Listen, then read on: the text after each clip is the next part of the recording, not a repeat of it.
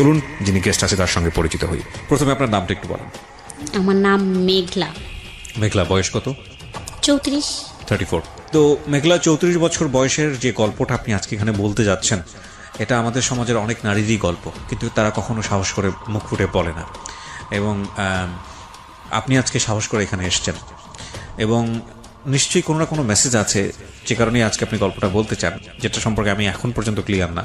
কিন্তু আপনার এই গল্পটার, যেটা আমি দেখলাম প্রায় 1 যুগেরও বেশি সময় ধরে এই ভুল বা অপরাধের সঙ্গে জড়িয়ে থাকা, যাই বলি না কেন আমরা, তাই কি? আচ্ছা, তো আমরা শুরু করি, একবার ব্যাকগ্রাউন্ড থেকে আসি, ছোটবেলা থেকে আসি। ছোটবেলা থেকে মানে আমি যখন ক্লাস 4-এ পড়ি তখন থেকেই আমি বুঝি, এর আগে আমার মনে নেই, আমি জানি না আচ্ছা, অবশ্য। ঠিক আছে। বাবা কি করতেন? কিছুই করে না। আচ্ছা। বাবা বেকার, ঘুরে ফিরে খায় দায়, এটাই। আমার দাদার অনেক জমি জমা ছিল, এগুলো বিক্রি করে আর খায়।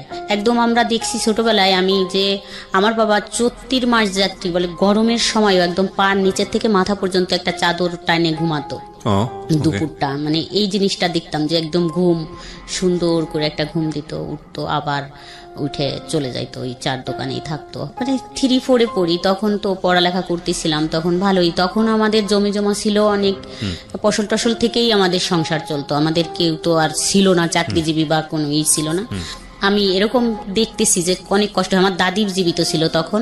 তো আমি ছোটবেলায় দেখা যাচ্ছে আমি তো এত কষ্টই ছিল আমার মার, যে আমার মাও কাপড়ের অনেক কষ্ট করছে, খাবারের অনেক কষ্ট করছে, আমিও করছি। যে একটা সালোয়ার কামিজ পরছি, একটা দিয়ে অনেক 3 মাস পরা লাগছে। দেখা যাচ্ছে একটা সালোয়ার কামিজ আমার 3 মাস পর্যন্ত পরা লাগছে, তারপর আবার আর একটা সালোয়ার কামিজ আমার জন্য হয়তো বানানো হয়েছে। তা আমার মা অনেক কষ্ট করে আমারে বানাই দিছে। বোন তো আর ছিল না, আমাকেই দিছে। ছোট 2টা ভাই ছিল। এরকম হয়েছে যে খাবারের কষ্টটা বলি, যে একটু, যে চাউল না থাকলে আমার মা শাক রান্না করে খাওয়াইছে, পুঁই শাক রান্না করে খাওয়াইছে। আমার মনে আছে হয়তো একবারের কথা, যে আমরা একদিন বিকালবেলা খুব কান্নাকাটি করতেছিলাম, আমার মা কান্নাকাটি করে যে পুঁই শাকটা আছে ওটা তুলে এনে রান্না করে খাওয়াচ্ছিল, যে এটা খাও, পরে ভাত রান্না করে তোমাদের খাইতে দেওয়া হবে। যাই হোক, এরকম 5 পাস করে 6-এ ভর্তি হলাম, 6 পড়লাম, তারপরে 7-এ উঠলাম। এভাবেই তো জীবন, অনেক কষ্ট। তো 7-এ ওঠার আগে একটু বলি, যে যখন আমি 5-6-এ পড়ি তখন সাবান কিনা, আমি সাবান চিনতাম না আসলে। আমি সাবানটা কাকে বলে এটা জানতাম না। 5-6-এ পড়া অবস্থায় জানতেন না? না, আমি তাহলে বাসায় কি মানে প্রসাধনী সামগ্রীতে সাবান ছিল না, এরকম আমি চিনতামই না সাবান কাকে বলে। ও মাই গড। তো একবার খুব কান্নাকাটি করলাম একটা ঈদের সময়, যে আমাকে একটা সাবান কিনে দেওয়া হোক। আমার দাদি আমাকে আমার চুল ধুয়ে দিত মাটি দিয়ে। ও আচ্ছা, আমার দাদি ছিল জীবিত, তো আমাকে নদীতে নিয়ে যাইতো গোসল করার জন্য। আমাদের ডাঙ্গা এলাকা, পানি খুব কম থাকতো, নদী ছিল পাশে বারাসিয়া, ওখানে নিয়ে যাইতো। আমাকে বলতো যে এই মাটি দিয়ে চুল ধুয়ে দিলে তোমার চুল অনেক সুন্দর হবে। উনি ধুয়ে দিত আমার চুলগুলা মাটি দিয়ে। মানে এতটা কষ্ট। তো একবার আমি 5-এ মনে হয় না 6-এ পড়ি, তো কান্না করতেছিলাম ঈদের আগে, যে আমাকে সাবান কিনে দিতে হবে, না হলে আমি ঈদের দিন গোসলই করব না। তা আমার বাবা আমাকে 5 টাকা দিয়ে একটা কসকো সাবান নিয়ে আসে, ছোট্ট একটা কসকো সাবান এনে দেয়। আমি খুব যত্ন সহকারে সাবানটা ব্যবহার করছিলাম অনেক দিন, 15 দিনের মতো। এভাবেই জীবন কাটতেছিল খুব কষ্টের ভিতর দিয়ে। যখন পরীক্ষা আসবে 7-এর, তখন আমি বাসে আমাকে একটা লোক দেখে এবং জিজ্ঞেস করে যে তোমার নাম কি। আচ্ছা, বাসে দেখে? তখন আমি আমার নামটা বলি আর বাবার নামটা, কিন্তু আমি একটু দুষ্টু ছিলাম, মানে খুব একটু চালু ছিলাম তখন। তো আমার নামটা বললাম, এবং বাবার নাম জিজ্ঞেস করলে আমি একটু মানে থমকে গেলাম, যে বাবার নাম কেন জিজ্ঞেস করে। তো আমি কি বলবো, বাবার নামটা মিথ্যে বলবো নাকি? আবার বললাম যে বাবার নাম মানুষ মিথ্যে বলে নাকি, বাবার নামটা সঠিকই বলতে হয়, নাহলে তো কি। মানে একটু দ্বিধাদ্বন্দ্ব করে 1 মিনিট ভাইবে বললাম যে না, বাবার নাম এটা। কিন্তু আমি নামলাম আমাদের গ্রামের মাঝখানে, যেখানে আমাদের বাড়ি তার থেকে মাঝখানে নেমে গেলাম। তা উনি ওইটা ফলো করছে যে এখানে নামছে মেয়েটা। তো নামার পর উনি পরের দিন ওইখানে এসে নামছে, নাইমে জিজ্ঞেস করছে আমার বাবার নাম ধরে, যে অমুকের বাড়ি কোনটা। তা ওইখানের মানুষ বলছে না, এইখানে তো তার বাড়ি না, তার বাড়ি হচ্ছে ওই পাড়া, অন্য একটা পাড়া। তা বলছে তার একটা মেয়ে আছে এই নাম। তা বলছে যে হ্যাঁ ওই পাড়া বাড়ি। তা উনি ওইখান থেকে আবার বাঁচে উঠে আমাদের এই পাশে আসছে। তখন সকাল 9টা বাজে, আমি গোসল করি স্কুলে যাবো দেখে রেডি হচ্ছি। এখন আমি দেখি ওই লোকটা আমাদের বাড়ি আসে, তা আমি ওই লোকটারে দেখে প্রথমত হাসি দিছি, বুঝতে পারছি যে কিছু একটা রং আছে হয়তো। ওই লোকটা আবার কালকে দেখলাম বাচের ভিতর, আজকে কেন দেখলাম যে আমার বাবার সাথে কথা বলতেছে। তখন আমার বাবা বাসায় ছিল, তো আমার বাবার সাথে কথা বলতেছে, তো আমার বিয়ের ব্যাপারে মনে হয় সম্ভবত আমার বিয়ের ব্যাপারেই কথা বললো। তা আমি তখন স্কুলে চলে গেলাম, তো ওনারা কি কথা হয়েছে তা তো আমি জানি না। যাই হোক স্কুল থেকে আসলাম, শুনলাম যে আমাকে নাকি দেখতে আসবে ছেলে পক্ষ থেকে কালকে। তা বললো যে কালকে তো বৃহস্পতিবার, ওই দিন মনে হয় বুধবার ছিল, তো বৃহস্পতিবারের দরকার নাই, তো স্কুলে থাকবে এটা মানে আমার কথা বললো, তো স্কুলে থাকবে তাহলে শুক্রবারে আসুক। আইসে আমাকে দেখলো, দেখার আগে আমার একটা ফুপি ছিল, উনি ওই ফুপিকে দেখার পর তো বলে যে আমি এই মেয়েই বিয়ে করব। পরের ঘটনা আবার জানছি যে এই মেয়েটা অনেক সুন্দর, আমি এই মেয়েই বিয়ে করব। যাই হোক উনাকে দেখে পছন্দ করে সবাই।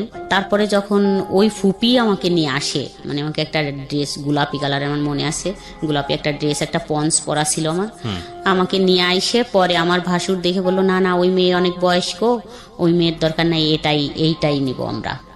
যাই হোক এভাবে দেখে চলে গেল। ওই দিন আবার সকালে আসছে ওরা 8টা-9টা বাজে, তখনই আইসে সারাদিন আমাদের বাড়ি ছিল। তো উনি হচ্ছে যার সাথে আমার বিয়ে হবে, উনি একটু বাইরে ওয়াশরুম না বলতে মানে বাইরে গেছিল, তো বাইরে থেকে হাইটে আসতেছিল। হাইটে আসা দেখে আমার মা সে দেখে বলতেছিল যে ছেলেটা কিন্তু আমার পছন্দ হয় নাই। আচ্ছা, আমার বাবাকে বললো যে দেখো তুমি যে মেয়েটাকে বিয়ে দিবা নিয়ে বসায় রাখছো সন্ধ্যা পর্যন্ত, দেখে চলে যাইতো তারপর কিছু বলতে, কিন্তু এই যে বসায় রাখলে সন্ধ্যা পর্যন্ত, তো ছেলেটা দেখে কিন্তু আমার ভালো লাগলো না। তো আমি ভিতরে দেখলাম যে আমার আব্বা আর আমার মা ঝগড়াঝাটি করতেছে, মানে একটু কথা কাটাকাটি করতেছে যে তোমার সব সময় খালি খুদ দরাদরি। বললো যে না একটু বয়স্ক মনে হয় ছেলেটার হচ্ছে পাটা মনে হয় খোড়া, এটা বললো একদম ডাইরেক্ট, বললো যে পা খোড়া মানে হাঁটতে পারে না, এরকম মনে হলো, এই জন্যই এত সময় বসেছিল ওঠে নাই। তো এই ছেলের সাথে মেয়ে দেওয়ার দরকার নাই বা দিব না, আমার মেয়ে নিয়ে আমি দরকার হলে বাবার বাড়ি চলে যাবো। আচ্ছা, তা আমার বাবা খুব রাগারাগি করলো, বললো যে এত কথা বলো না, মানে ওদের টাকা পয়সা আছে, অনেকে চাকরিজীবী ছেলে টেলে আছে, বিসিএস কেডার অফিসার আছে ফ্যামিলিতে অনেক ভালো ভালো, এটা দেখেই মানুষ তো খালি ছেলে দেখে বিয়ে হয় না, আশেপাশে একটু দেখতে হয়, তাই কথাবার্তা বললো। যাই হোক ওরা চলে গেল, তো এটা নিয়ে খুব গ্যাঞ্জাম চলতেছিল। তো আমাদের বাড়ির থেকে সবাই দেখতে যাবে আমার হাজবেন্ডদের বাড়ি, তো গেল আমার দাদা টাদা মানে মুরব্বী যারা এরা গেল 12-13 জন, একদম ছোট বাচ্চা টাচ্চা কাউকে নিল না আর কি, 15 বছরের নিচে কাউকে নেয়নি, তারও উপরে কাউকে নেয়নি, 20 বছর বয়সেও কাউকে নেওয়া হয়নি, শুধুই একদম মুরব্বী 12-13 জন লোক গেল দেখার জন্য। তারা সবাই সম্মতি দিল যে হ্যাঁ চলে, মানে ওই বংশীয় দিক দিয়ে এবং টাকা পয়সা আমার বাবার থেকে, ওই যে আমার বাবা তো গরিব, বংশীয় দিক দিয়ে টাকা পয়সা এসে শান্তিতে থাকবে মেয়েটাই, এই হিসাবে চলে।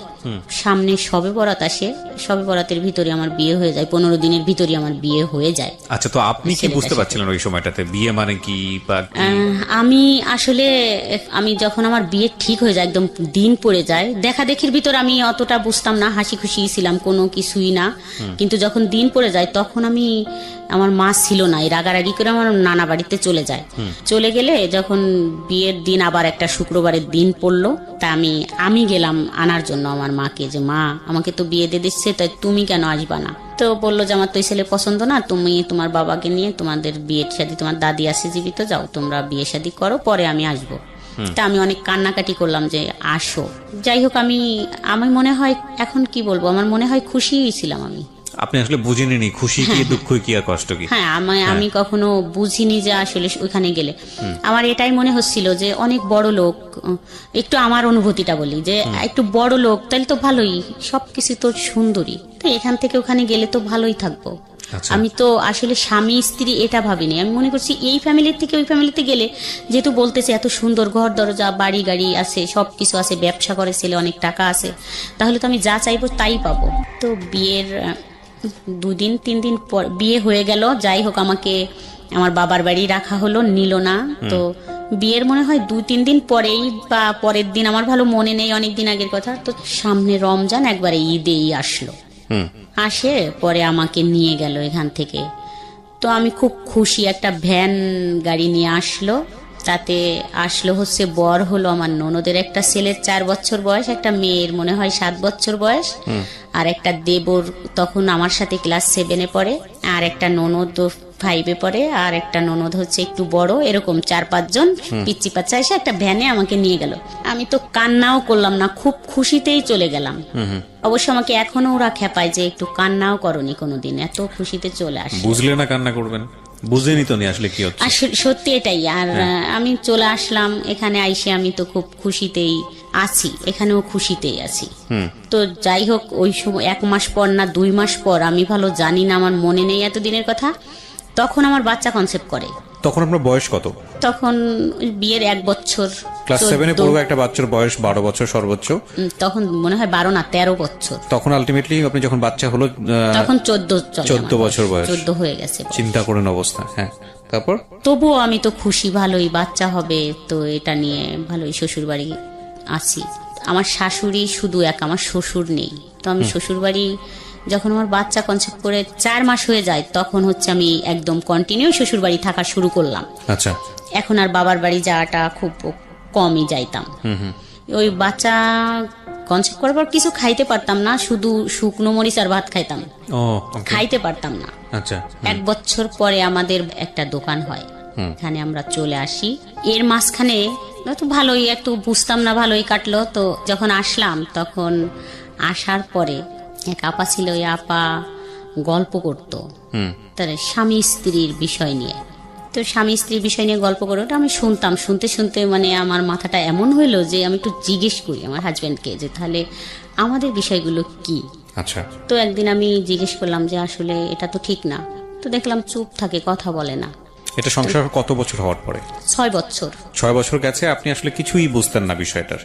এর মধ্যে একটা বাচ্চা চলে এসছে, একটা বিষয় আপনি আপনার প্রতিবেশী কারো কাছ থেকে জেনেছেন, জানার পরে মনে হয়েছে যে আপনার হাজবেন্ডের ভেতরে বা আপনাদের যে কনজুগাল রিলেশনশিপ, মানে আপনাদের যে স্বামী স্ত্রী সম্পর্ক, সেটা 8-10টা স্বাভাবিক সম্পর্কের মতো না। এবং সেই জায়গাটা থেকে আপনি আপনার হাজবেন্ডকে কোয়েশ্চেন করেছেন যে তাহলে এটা কি। তো মানে এটা যদি আপনার কানে না আসতো পাড়ার প্রতিবেশীর কাছ থেকে, তাহলে আলটিমেটলি আপনি জীবনে হয়তো কোনোদিন বুঝতেও পারতেন না যে এটা একটা সমস্যা, মানে আপনাদের মধ্যে যেটা আছে। আমার কাছে তাই মনে হয় যে উনি তো কখনো বুঝতামই না, মনে হয় যে এটা কোনো সমস্যা হতে পারে। তারপর জিজ্ঞেস করার পরে ওনার রিপ্লাই কি ছিল? উনি চুপ থাকতো, সব সময় চুপ, কথাই বলতো না। তো এত টাকা ইনকাম করতো, ওগুলো নিয়ে বাবা মা ভাই বোন নিয়েই চলতো, আমাদের প্রতি এত গুরুত্ব দিত না। আমি আর আমার মেয়েটা নিয়ে যে আমরা বাসা নিয়ে থাকতাম, এখানেও কোনো নাই। দেখা যাচ্ছে রাত 12টার পরে বাসায় ফিরতেছে, আসতেছে না বাসায়, 12টার পর ফিরতেছে। তারপরে দেখা যাচ্ছে যে বাজারটা আমাদের যদি কিছু বলতেছি যে একটা কিছু কিনে দাও, একদম না, দিবানি না বলতো না, অবশ্য বলতো দিবানি, কিন্তু ওই দিবানি পর্যন্ত, এরপর আর কখনো দেয়া হতো না, মানে দিচ্ছেই না এরকম। যদি আমাদের প্রয়োজনীয় কাপড় চোপড় লাগবে বা বাচ্চার কিছু, দিবানি পরে, এখন তার কি, এখন যাও, এরকম করে বলতো।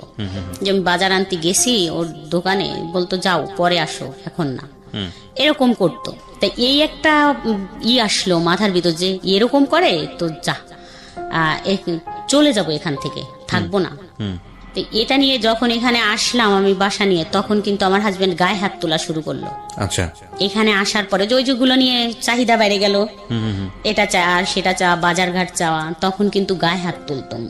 মাঝে মাঝে এমন হতো যে আমার গায়ে নীল দাগ হয়ে যাইতো। আমার মেয়ে খুব কান্না করতো যে এরকম মানুষকে মারে, মানে ছোট ছিল ওটা এরকম ডলে দিত, বলতো ব্যথা লাগতেছে আম্মু, ছোট ছিল, নীল হয়ে যাইতো, মানে আমার গাটা দেখা যাইতো যে মার দিছে।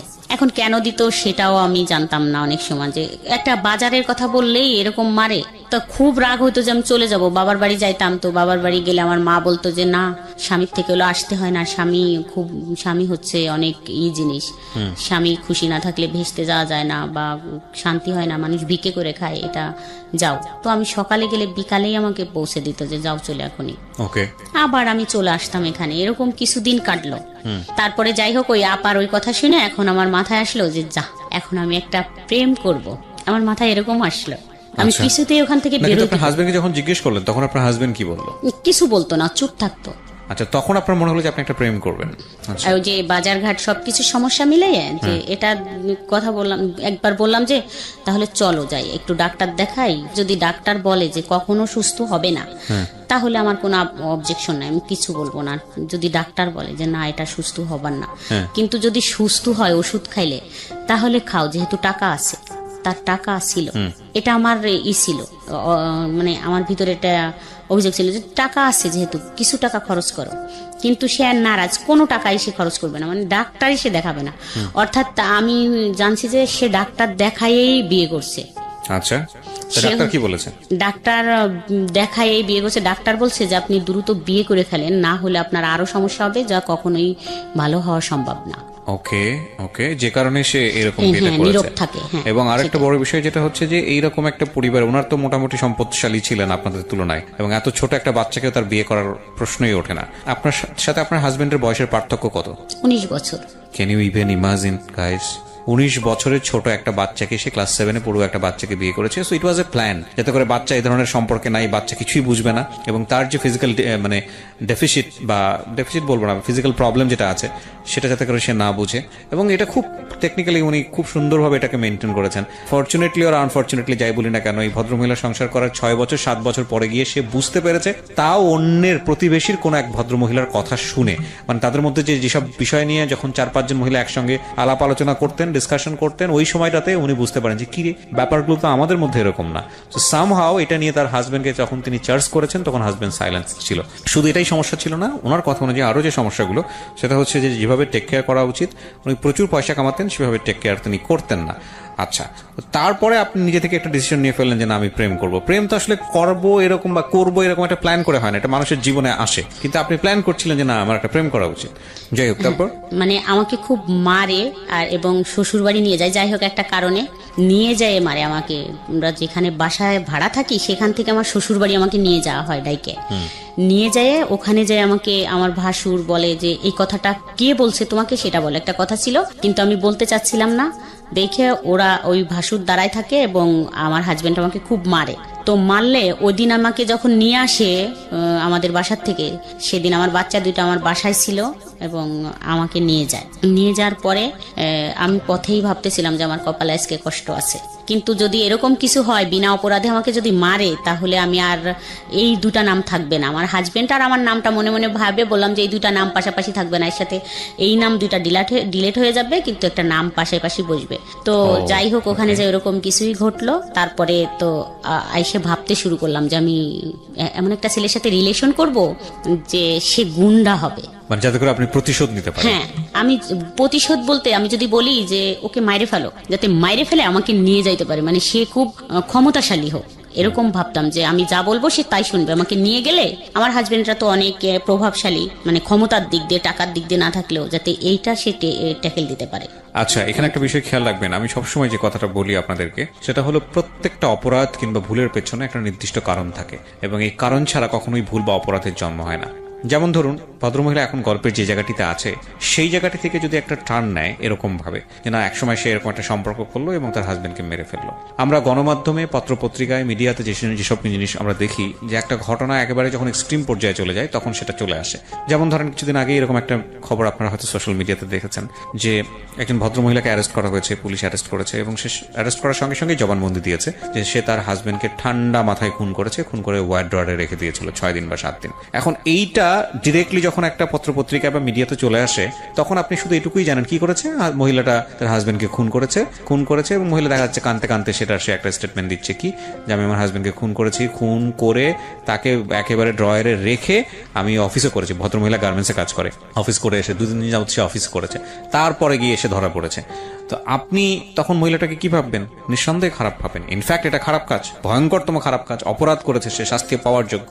কিন্তু যখন আপনি স্টোরিতে যাবেন, বিহাইন্ড দ্য স্টোরিতে যাবেন, আপনি হয়তো এই যে এইরকম যদি একটা স্টোরি থাকে যে গায়ে হাত তুলেছে, 6-7 বছর ক্লাস 6-7-এ পড়া অবস্থায় তাকে বিয়ে করেছে এবং বিয়ে করে তাকে 6-7 বছর ফিজিক্যালি টর্চার করেছে, এবং এক পর্যায়ে গিয়ে যখন সবকিছু সে জানতে পেরেছে তখন আলটিমেটলি তাকে কিভাবে দমানো যায় সেজন্য পাশবিক নির্যাতন করছে, এবং তারপরে এরকম একটা ঘটনা ঘটে গেছে। সো আমি সবসময় বলি যে রেজাল্ট দেখে কখনোই উত্তেজিত হওয়া উচিত না। বা একটা ডিসিশন নিয়ে ফেলা উচিত না যাতে করে আরেকটা ভুল হওয়ার সম্ভাবনা থাকে। সবসময় বিহাইন্ড দ্য স্টোরিতে যাওয়া উচিত, আমি মনে করি এটা। হ্যাঁ, ডেফিনেটলি আইন নিজের হাতে তুলে নিলে তো সেক্ষেত্রে নিজের শাস্তি পেতেই হবে, এবং সেক্ষেত্রে কেউই রেহাই পায় না। যাই হোক, বলেন তারপর কি হলো? এগুলো ভাবতেছি, মানে ভাবতে তো আর সময় লাগবে, সম্পর্ক হইতেও তো সময় লাগে, এরকম তো প্রতিশোধ নিতে হবে। প্রতিশোধ মানে আমার এখান থেকে বেরোইতে হবে, এটাই ছিল যে আমি তো আমার বাবা মার কাছে যাচ্ছি। ওরা তো ওই যে আমার হাজবেন্ডের টাকায় কিন্তু আমার বাবার বাড়ি চলছে।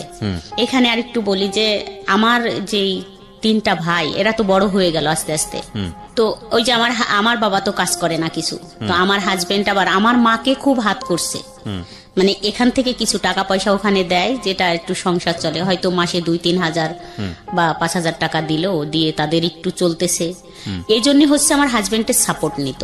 আচ্ছা, মানে আপনার সাপোর্ট নিত না? আপনার না, কখনোই আমার সাপোর্ট তো তারা কখনো নেয়নি বা নেয় না। সব সময় বলে যে ও ভালো মেয়ে না, ও ভালো না, ও ভালো না, এরকম করে বলে।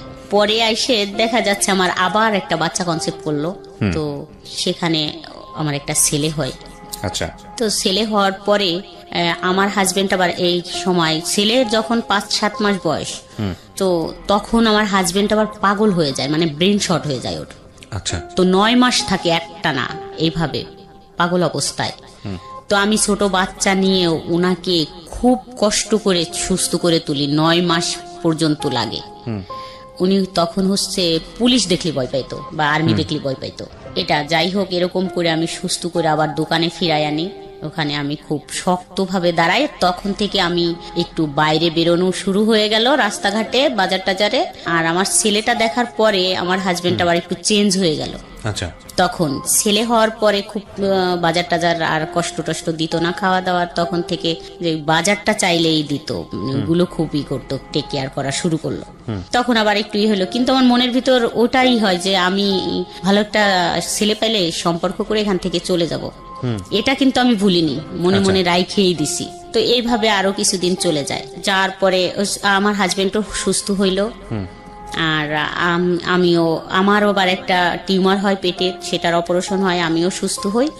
যাই হোক, আমার ছেলে মেয়ে দুইজনই মানে লেখাপড়া, মানে ছেলের বয়স 3 বছর হয়ে যায়, লেখাপড়া করানোর মতো সময় এসে যায়। তো মেয়ে হচ্ছে তখন 3তে পড়ে মনে হয় মেয়েটা। তখন আমাদের এই বাসার পাশে এক বাসায় একটা ছেলে আসে। ছেলেটা হাফেজ, 30 পাড়ার, আর এসএসসি পরীক্ষা দেবে বোধ হয় তখন। তো আসে ও পড়াতো, আরবি পড়াতো, পাশে আর 2-3টা বাচ্চাকে পড়াতো। তাই ওই ভাবি আমাকে একদিন ডাইকে বললো যে, ভাবি আপনার মেয়েকে পড়াবেন, তো একটা ছেলে আরবি পড়ায়, তো কোরআন শরীফটা তাড়াতাড়ি শিখে যাবে, তো পড়ান। বললাম আচ্ছা ঠিক আছে, কখন পড়ায়? বিকালে। বললাম ঠিক আছে, কালকে থেকে পড়বে। তা ও বলে দিল ছেলেটাকে, আর আমার মেয়েটাকেও আমি দিয়ে আসলাম। আচ্ছা, তো মেয়ে পড়তে যায় দেখে ছেলেও বলে যে আমিও যাব, ও পড়তে যায়। একদিন ওই ছেলের নাক ধরে হচ্ছে টান দিছে এরকম। আচ্ছা, ওই ছেলেটা যে পড়ায়, টান দিলে নাকটা মনে হচ্ছে ভেঙে গেছে এরকম। তো আমি পরের দিন দেখে বললাম নাকে কি হয়েছে? তা বললো কি, হুজুর আমার নাক ধরে টান দিছে, তাই এরকম হয়ে গেছে। তা আমি তখন হচ্ছে যাই বলি যে আপনি যে নাকটা ধরে এরকম টান দিলেন, দেখেন তো কি হয়েছে। আমি তো বুঝতে পারিনি, ওর ওরকম ফর্সা মানুষ, এই জন্য ও নাকটা এরকম লাল হয়ে গেছে। আচ্ছা, এই প্রথমই কথা। তারপরে যাই হোক, ও ওখানে পড়াচ্ছে। ওই ভাবির হাজবেন্ড হচ্ছে চাকরি করে, দুপুরি বাসায় আসে, তো 4-5টা বাচ্চা চিল্লাচিল্লি, ইনার একটু ডিস্টার্ব হয়। তা আমাকে একদিন বললো যে, ভাবি আপনাদের ঘর তো ফাঁকা থাকে, কেউ থাকে না, তা আপনার ঘরে যদি ও পড়ায় তাহলে একটু ভালো হয়। আপনার ভাই তো এসে একটু দুপুরে ঘুমাইতে পারে না, শুইতে পারে না, ওরা বাচ্চারা পড়ে, অত 4-5টা বাচ্চা চিল্লাচিল্লি। তা আমি বললাম ঠিক আছে, কোরআন শরীফ পড়বে তো পড়াক। তো আমাদের বাসায় নিয়ে আসলাম, যে আমাদের বাসায় বসে বসে পড়াতো। তখন তো ওই ছেলেটা হচ্ছে যেহেতু হাফেজ, তো 18-19 বছর বয়স। আচ্ছা, আচ্ছা, তো একেবারে ছোট না যে 14-15 বছরে এসএসসি দিচ্ছে, তা না, 18-19 বছরই বয়স তখন। তো আমরা আবার মাঝে মাঝে শ্বশুর বাড়ি যাইতাম, কাছাকাছি যেহেতু শ্বশুর বাড়ি। তো ছেলেটা ওই অনেক দূর থেকে আসতো পড়াইতে, আমাদের ঘরে তালা দেয়া দেখে আবার ফিরে যাইতো। তো একদিন বললো যে, আপনি তো থাকেন না বাসায়, তো ফোন নাম্বারটা দিয়ে যান অথবা আমারটা নিয়ে যান, যা হইলে বললে আমি আর আসবো না আপনাদের এখানে। আগের থেকে বললেন যে আমরা বাসায় থাকবো না, তাহলে চলে গেলাম, আসলাম না। তো আমি আইসে এত দূর হাইটে ফিরে যাই তালা দিয়া দেখে। বললাম ঠিকই তো, এরকম তো ভালো হয়, বলে দিলাম যে আইসেন না, আজকে আমরা বাসায় থাকবো না। তখন হচ্ছে ফোন নম্বরটা নেওয়া হলো। আচ্ছা। তো তখন আমার ছেলের বয়স তো 3 বছর হয়ে গেছে, ছেলে স্কুলে দিব এরকম টাইম। তা একদিন আমাদের ওইখানে খুব বড় সড়ো মেলা হয়, সেই মেলার জন্য আমরা যাচ্ছিলাম, কিন্তু আমি আর যাইতে যাইতে যেটা ফোন দিব মনে ছিল না। আচ্ছা। তো আমি যাইয়ে সন্ধ্যার সময় ফোনটা দেই নাম্বারে যে হুজুর আমরা তো চলে আসছি, মনে নেই আপনাকে বলে আসতি, আমরা তো 2-3 দিন থাকবো। তা বললো আমি তো দুপুরে গেছিলাম, আপনাদের তালা দিয়া দেখছি। বলছি হ্যাঁ আমার মনে ছিল না, আপনাকে একটু বলে আসবো। ওকে। তারপরের দিন 10টার দিকে আবার ফোন দিয়েছে ছেলেটা, বলতেছে যে আপনারা কখন আসবেন। বললাম আজকে তো আসবো না। আবার 4-5 মিনিটের মতো কথা হলো, আবার বিকালে ফোন দিছে, কেন আসবেন না, চলে আসেন। বললাম না আজকে তো বিকাল হয়ে গেছে, আজকে আসবো না, কালকে আসবো। তো পরের দিন সকালবেলা একদম ঘুম থেকে উঠলেই ফোন দিছে যে এখনই চলে আইসেন কিন্তু। তো আমরা তো সেদিন চলেই আসবো। আসার পর এরকম ফোনে কথা বলাটা আস্তে আস্তে শুরু হলো এই ছেলেটার সঙ্গে? হ্যাঁ। আচ্ছা। কথা বলতে বলতে তো এই ফোন দেয়, আমাদের বাসায়ও তো 2-3 ঘন্টা থাকে পড়ায়, টাইমটা দুপুর থেকে বিকাল পর্যন্ত থাকে। আবার বিকালে চলে যাচ্ছে, যাওয়ার পর আবার ফোন দিচ্ছে, কি করতেছেন। বলতাম যে কি ব্যাপার ফোন, তো কথা বললে কি হয় এরকম। যাই হোক আস্তে আস্তে আগালাম যে ঠিক আছে, তো একটু দুষ্টামি করি কথা বলতেছে যখন। কিন্তু আমার মনের ভিতর আছে যে আমি তো এরকম ছেলের সাথে কথা বলবো না, ফাজলেমি করি, ফোন যেহেতু দিচ্ছে একটু কথা বলি। কিন্তু আমি যখন এরকম ছেলে পাবো যে গুন্ডা মস্তান টাইপের, তখন আমি তার সাথে রিলেশন করব, যাই হোক এরকম পলাবো। তো এর সাথে কথা বলতেছি বলি, তো 1 মাস পর বাদ দিয়ে দেবো, এরকম মনে হইলো তখন যে 1 মাস পর বাদ দিয়ে দেবো কথা বলা। তো আমি 1 মাস কথা বললাম, রেগুলার প্রতিদিন কথা হইতো, সন্ধ্যার পর 1-1.5 ঘন্টা, তারপরে দিনে 2-3 বার। কি বলতেন 1-1.5 ঘন্টা একটা অচেনা অপরিচিত মানুষ? জানি না কি কথা হইতো, এরকম 1-1.5 ঘন্টা কথা হইতো। যাই হোক 1 মাস পর যখন ভাবলাম যে এটা তো ভালো না, যেহেতু আমি বিবাহিত, আমি বললাম যে আমি তো বিবাহিত আর তুমি ছোট মানুষ, এটা ঠিক না। আপনার চেয়ে ছোট ছিল বয়সে? হ্যাঁ আমার থেকে একটু ছোট ছিল। একটু বলতে কত বছরের ছোট? 6 বছরের। 6 বছর, এটা একটু না ভালোই ছোট। হ্যাঁ। তারপরে বললাম যে না কথা বলো না, তুমি ছোট মানুষ আর আমি তো বিবাহিত, যাই হোক কথা বলার দরকার নাই। কিন্তু সে বলল যে না, কথা না বললে বাঁচবো না, তো মরে যাব। ওকে। সে জানতো যে আপনি তার চেয়ে বয়সে বড়? হ্যাঁ, বাচ্চা 2টা আমাদের বাসায় আসতো, পড়াইতো তো। না ঠিক আছে, কিন্তু বয়সে বড়টা তো জানতো। হ্যাঁ। তারপরে তো বললাম না এটা কি বলো, এরকম কি সম্ভব নাকি কথা বলা। ওকে আপনি করে বলতো? হ্যাঁ তখন আপনি করে বলতো। হ্যাঁ। 3 মাস যখন কথা বলা হয়, 3 মাস পরে তা মানে কি আমাদের ফান করতেন, ফাজলামো করতেন? মানে কথার মধ্যে ফাজলামো করা, এই যে ও যে বললো না বললে মরে যাবো মুখ ঠমুক, এগুলো কি ফান করে বলেছে, মজা করেছে? না, কখনো এরকম মজা করে বলেনি। ঘুমের ট্যাবলেট খাবো এটা সেটা সিরিয়াসলি বলতো। আরে আপনি কি তাকে কোনো প্রকার লাই দিয়েছিলেন, মানে সুযোগ দিচ্ছিলেন যে কোনোভাবেই হোক আপনার প্রতি এরকম কোনো সুযোগ কি দিচ্ছিলেন? এরকম বুঝিনি এরকম সুযোগ, কিন্তু ভালো লাগতো। আচ্ছা, কথা বলতে ভালো লাগতো, ঠিক আছে, বলেন। দেখতেও ভালো লাগতো। ওকে। এবং আপনার যে ভালো লাগতো এটা কি ও বুঝতো? হ্যাঁ। ওকে, ঠিক আছে, তাহলে তো ঠিকই আছে, ও ওর জায়গা থেকে যেভাবে ফলিং হওয়ার কথা সেভাবেই হয়েছে। তারপর 3 মাস পর কথা বলার, আমাদের ওখানে একটা অনুষ্ঠান হচ্ছিল, গানের অনুষ্ঠান, ঢাকা থেকে অনেক শিল্পী টিল্পী গেছিল। অবশ্য সেদিন প্রথম বলল যে এখানে যাওয়া যাবে না, যেহেতু ও হুজুর, মানে ও তো হাফেজ ছিল 30 পাড়ার। তো আমি একটু যেহেতু এরকম সাজুগুজু করতাম, এগুলো থেকে শুরু করলো যে না এরকম সাজা যাবে না, বোরখা পরে চলতে হবে বা মুখ টুক ঢাকতে হবে, পর্দা করতে হবে, নামাজ পড়তে হবে। তো নামাজে ফুল ফিট চলে আসলাম, 5 ওয়াক্ত নামাজ পড়া। তো পর্দা করতে হবে, পর্দার জন্য খুবই দিল যে পর্দা করতে হবে, মুখ খুলে কারো সামনে যাওয়া যাবে না কোনো ছেলে মানুষের, আর ওইখানে গানে তো যাওয়াই যাবে না এবং বাচ্চাদেরও যাইতে দেওয়া যাবে না। বললাম ছোট বাচ্চা, এত বড় অনুষ্ঠান, সবাই তো চলে যাচ্ছে, নিয়ে যাক। তা পাশের এক ভাবি এসে বলল যে ভাবি যাবেন না? বললাম যাবো তো, আমি তো একটু কাজ করব, তো যাবো একটু পরে, আপনি বাবুদের নিয়ে যান। তা ওই ভাবি দুজনেই নিয়ে গেল, ছেলে এবং মেয়েকে নিয়ে গেল। নিয়ে যাওয়ার পরে ওরা ওইখানে দেখতেছে অনুষ্ঠান, কিন্তু ও ছেলেটা আমাদের বাসায় আসলো তো দেখার জন্য যে আমি গেছি কিনা। কোন ছেলেটা? যে ছেলেটা পড়ায়? হ্যাঁ, যে ছেলেটা পড়ায়, ওই ছেলেটা আমাদের বাসায় আসলো। আসার পরে দেখলো যে আমি কাজ করতেছি, যাইনি। তো আমাদের ঘরে আসলো, তখন ওই পাড়ার মানে কেউই বাচ্ছিল না, সবাই গেছিল, শুধু আমি যাইনি। মানে মোটামুটি পাড়া ফাঁকা, ঘর ফাঁকা। আপনার হাজবেন্ড দিনের বেলা কোথায় থাকতো? দোকানে বিজনেসের কাজে ব্যস্ত থাকতো। হ্যাঁ, আমাদের দোকান আছে, তো সকাল 8টায় চলে যায় আর রাত 11টায় আসে। এর মাঝখানে কোনো খোঁজ খবর নাই? না। আসতো না। এটা কি আপনার এই যে ছেলেটা পড়াতো বাড়িতে এও জানতো বিষয়টা? হ্যাঁ। তারপরে আসলো, বসলো, তো কথা বলতেছিলাম আমরা ঘরের ভিতরেই। তো প্রথম জড়াই ধরলাম আমি, মানে বসে আছে এমনি যাই জড়াই ধরলাম 3 মাস পর কথা বলার। তারপরে তো ও মাথা নিচু করে বসে আছে, ভয় পাচ্ছিলাম আমিও। তারপরে ও বলল যে ঠিক আছে তুমি যাবা না ওখানে গান শুনতে, ওটা ভালো জিনিস না, তুমি থাকো, তাহলে আমি চলে যাই। তো ও চলে গেল। চলে যাওয়ার পরে এরকম তো 1 বছর কথা হইলো আমাদের। এইরকম বাসায় যাওয়া আসা? হ্যাঁ, তো প্রতিদিন আসে ও পড়াইতে, ওইটাই। তাই ছাড়া এমনি হয়তো কখনো আসলে আমি শুয়ে আছি, হয়তো আমার পায়ে হাত দিল, পাটা একটু হাত দিল, এরকম হয়তো আমার মাথায় হাত দিল বা আমার চুলে একটু হাত দিল, এরকমই হাত দিত। তারপরে বিষয়টা কি দাঁড়াচ্ছে যে আপনারা কি দুজনকে ভালোবেসে ফেললেন, নাকি এটা অন্য কোনো ধরনের সম্পর্ক ছিল? না, দুজনকে ভালোবেসে ফেললাম। মানে এরকম হইলো যে আমি তো কান্না করতাম আর বলতাম যে এরকম আমি তো ভাবছি যে আমি এরকম একটা ছেলেকে ভালোবাসবো, আমি তো থাকবো না এখানে। তা ও বলতো যে ঠিক আছে আমি তোমাকে ওখান থেকে নিয়ে যাব, আর রাখবো না ওখানে, মানে আমার একটু সময় দাও, আমি নিয়ে যাব। এরকমই কথা চলতো। মানে আপনার এই অতীত জীবন সম্পর্কে বা আপনার সংসার জীবন সম্পর্কে আপনি তাকে বলতেন, শেয়ার করতেন? বলতাম। তারপরে তো এরকম 1 বছর কথা হলো, ও ম্যাট্রিক পাশ করলো। এখন ওদের বাসার থেকে তো ওকে বলে যে চাকরি বাকরি করো, তো বসে থাকা যাবে না। তো একবার ঢাকায় আসতো, কান্নাকাটি করতো, আমি থাকতে পারি না, তোমাকে থুয়ে থাকতে পারি না, এরকম বলতো। তারপরে যখন এরকম কিছু হয় তখন আমি কখনো তো কোনো ছেলের সাথে এইভাবে মিশিনি। আমার ক্লাস 7 থেকে বিয়ে হয়ে যায়, আমি তো আমার হাজবেন্ডের সাথেই থাকতাম একসাথে এখানে বাসায়।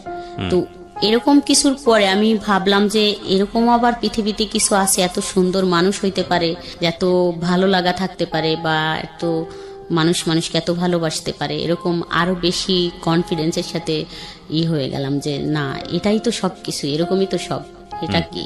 তো আমি তখন মনে মনে ভাবলাম যে যাই হোক, ধরেই রাখবো সারা জীবন, কখনোই আর ছাড়ে যাব না। তো অনেক কান্নাকাটি করলাম, কথা বললাম, বললো যে চিন্তা করো না, আমি শুধুই তোমার, অন্য কারো না। আবার কথাবার্তা বলা শুরু, কথা বলতে বলতে এরকম তো মনে করেন 3 বছর হয়ে যায়।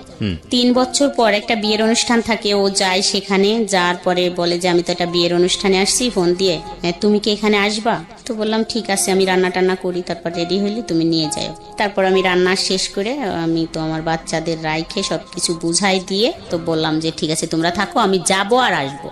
আমাকে মোটরসাইকেলে নিয়ে যায়। নিয়ে গেলে আমার হাজবেন্ড বাসায় আসে 12টার দিকে, আমি মনে হয় 11টার দিক বেরোই, বা 10:30 11টা এরকম বাজে। তো 12টা বা 12:30টায় আমার হাজবেন্ড বাসায় আসে। তখন আইসে মানে আমাকে দেখে না, ওদের দুজনকে দেখে যে ওরা দুজন বাসায় একা আছে, আমি নেই। তো তখনইও ওই ছেলেটাদের, আপনার 2 বাচ্চাকে দেখে। হ্যাঁ, তখনই ওই ছেলেটাদের বাসায় যায়, মানে কিছুই জানে না বা কোনো কিছুই না, কিন্তু আমাকে দেখতো আশেপাশের মানুষ, যে আমি ফোনে সারাক্ষণ কথা বলতাম, যে খালা টালা যাদের বলতাম, ভাবি টাবি, ওরা বলতো তোর তো কান নষ্ট হয়ে যাবে, তুই ফোনে কথা বলিস এইভাবে, তোর কান নষ্ট হয়ে যাবে। তো ওইটা বুঝতো যে আমি ফোনে কারোর সাথে কথা বলি। কিন্তু আমার হাজবেন্ড একবারে ডাইরেক্ট ওদের বাসায় যায় বলে যে আপনার ছেলে আমার বউ নিয়ে চলে গেছে, আরো 10 লক্ষ টাকা নিয়ে গেছে, আমার বউ নিয়ে আসেন, আমার 2টা বাচ্চা রাইখে নিয়ে চলে গেছে। এর আগ পর্যন্ত কি এই ছেলেকে নিয়ে আপনার সঙ্গে কোনো কথাবার্তা হয়েছে? আপনার হাজবেন্ডের কোনো কিছু কথাবার্তা হয়নি? কোনো হাজবেন্ড বললেন মানে কারোই কোনো কথাই হয় নাই। আপনার হাজবেন্ড এই ছেলেটাকে সন্দেহ করে এরকম কোন আচরণ দেখিয়েছে? না, ও তো কখনো দেখেই নি যে ও কখন বাসায় আসে আর কখন যায়। আপনার বাড়ির আশেপাশে কেউ কি সন্দেহ করতো এই ছেলেটাকে নিয়ে? এই ছেলেটাকে নিয়ে সন্দেহ করতো, যে ফোনে কথা বলতাম এটাই সন্দেহ করতো, যে ফোনে কথা বলে। ফোনে কার সঙ্গে কথা বলে সেটা কি জানতো? সেটা কেউ জানতো না। তারপরে ধাম করে গিয়ে সে ওই বাড়িতে গিয়ে বলে যে আপনার ছেলে নিয়ে চলে গেছে। এখন হ্যাঁ, ও ওদের বাড়ি গেছে, যাইয়ে ওর বোন আছে। বাড়ি কত দূর ছিল আপনাদের এখান থেকে? আমাদের থেকে অল্প একটু দূর, কতটুকু বলবো, হাফ কিলো, হাফ কিলোর থেকেও কম। আচ্ছা, হেঁটে যাওয়া গেলে কতক্ষণ লাগে? 5 টাকা রিক্সা ভাড়া বা ভ্যান ভাড়া 5 টাকা। ঠিক আছে, কাছাকাছি। হ্যাঁ, কাছাকাছি একদম। তো যাই বলে, আর আমি তো সত্যি ওর কাছেই ছিলাম, যেহেতু ওই বিয়ের অনুষ্ঠানে। তা ওর বোন হচ্ছে ফোন দিয়ে ওকে বলে যে তুই যে ওকে নিয়ে গেছিস এখানে, তোর হাজবেন্ডটাই সেই দেখ কি করতেছে, ও যদি তোর কাছে থাকে তাহলে ওকে পৌঁছে দি তাড়াতাড়ি, না হলে কিন্তু ঝামেলা করবে। ওই যে ক্ষমতা, সেই ক্ষমতা দেখাচ্ছে। ও ও আমাকে মোটর সাইকেলে আমার মামা বাড়ি দিয়ে আসে, আমাকে প্রশ্ন করতে থাকে যে আমি কোথায় তোমাকে দিলে ব্যাপারটা ঠান্ডা হবে। তো আমি ভাবলাম যে তাহলে আমার মামা বাড়ি যদি তুমি দিয়ে যাও তাহলে আমি বলবো যে আমি তো মামা বাড়ি আসছিলাম, তাহলে হয়তো ব্যাপারটা একটু মেনটেন হবে। তো আসলাম মামা বাড়ি দিয়ে, ও মোটরসাইকেল টানতে তো আমাদের বাসার এখানে আইসে আমার হাজবেন্ডের দোকানেই সরাসরি আসছে, আইসে কথা বলছে আপনি এরকম যাই বলছেন, আপনি আমি ওকে নিয়ে গেছি, কই আমি তো নিয়ে যাই, আমি তো বাসায়, আর আপনার ওয়াইফ কোথায় গেছে আপনি খুঁজে দেখেন, এরকম কিছু বলতেছিল। তখন হচ্ছে আমাদের রিলেশন 2-3 বছর হয়ে গেছে। আচ্ছা, তারপরে আমি যে মামা বাড়ি আমাকে নামাই দিল, ও বাড়িও খোঁজ অনেক হয়ে গেছে, ফোনে তো সবার কাছে জানাজানি হয়ে গেছে, আমাকে পাওয়া যাচ্ছে না, চলে গেছি আমি এরকম। তা ওই মামিরে বললাম, আমার মামিরে, যে মামি এরকম তো করছে, তাহলে আমাকে কিভাবে পৌঁছে দিয়ে আসবেন, আসেন, আমার তো ভয় করতেছে। তারপর বললো তুই সত্যি কথা বলতো, তুই কোথায় ছিলি? তা আমি সত্যি বললাম যে ওর সাথেই ছিলাম, ওই ছেলেটার সাথে ছিলাম, এরকম একটা ছেলের সাথে কথা বলি, ছেলেটা কিন্তু অনেক সুন্দর দেখতে, আর আমি কিন্তু ওর সাথে চলে যাব। ওই মামিকে বললাম আমি কিন্তু ওকে বিয়ে করব, এটা একটু সময় লাগবে ওর চাকরির জন্য, তাই তুমি আমাকে যেভাবে পারো ঘরে দিয়ে আসো। তখন মামির কাছে ডিসক্লোজ করলেন? হ্যাঁ বললাম। তো ওই মামি আমার একটা মামাতো ভাইকে ডাইকে বলল যে এই ঘটনা। তা ওই মামাতো ভাই বলল যে তাহলে ছেলেটাকে ডাকতো, তোকে দিয়ে আসার আগে ছেলেটাকে দেখি যে আসলে ছেলেটা তোর কথা মতো যদি সুন্দর হয়, ভালো হয় ছেলেটা, তাহলে আমরাই তোর এর থেকে বের করব, মানে এখানে ডিভোর্স আর ওইখানে বিয়ে দিয়ে দেবো, এরকম কথা হলো। আমি ফোন দেওয়ার সাথে ও আবার চলে আসলো আমার মামা বাড়িতে। তা আসার পর বলল যে কেন আসবো? তা আমি বললাম যে তোমাকে দেখতে চাচ্ছে, যদি কথাটা যেহেতু এরকম হয়েছে যে চলে গেছে, তাহলে ওরা যদি দেখে তোমাকে ভালো লাগে, তা বলছে তাহলে এখানে এরকম কিছুই হবে যে ওখান থেকে ডিভোর্স, আর এখানে তুমি আমার 2-3 মাস অপেক্ষা করার পর তোমার সাথে আমার বিয়ে হবে, ওরা বলতেছে। তা ও রাজি হলো, ও চলে গেল ওখানে। কি করতো তখন ও তখন কিছু করতো না। বয়স কত তখন ছিল ওর? এসএসসি পাশ করছে মাত্র, 19। চিন্তা করেন অবস্থা। ওকে, তারপরে ও যাওয়ার পরে মানে আমার ছোট ভাই ওই আমার মামার বাড়িতে একটা মোটরসাইকেল নিয়ে গেছে। ও যাওয়ার পরে কথা হলো, আমার মামার সাথে কথা হলো, বলল যে পছন্দ করো? তা বললো যে হ্যাঁ। তাহলে কি করবা? বললো যে আপনি যেটা বলেন। মামা বললো তাই কি করবো, আমি কি বলবো তোমারে, ও তো একজনের বউ। তা বললো ঠিক আছে, ওখান থেকে নিয়ে আসার ব্যবস্থা করেন, তারপরে এটা মিউচুয়াল হলে আমি ওকে বিয়ে করব, নিয়ে যাব এখান থেকে, আপনার টেনশন নাই। তারপরে ওইভাবে কথা সেটেল হয়ে ওকে বললো যে তাহলে ঠিক আছে, আমি ওকে উঠাই দিয়ে আসি বাসে। পাশেই রাস্তা, হাইওয়ে নিয়ে গেছে, কিন্তু আমাকে ফোন দিয়ে বলতেছে এখানে কিছু লোক আমাকে আটকে রাখছে, তুমি একটু আসো। তো আমি, ছেলেটা আমাকে ফোন দিয়ে বললো যে আমাকে তো এখানে আটকে রাখছে, তুমি একটু আসো, দেখো আমাকে তো বাসে উঠতে দিচ্ছে না, আমাকে যাইতেই দিচ্ছে না।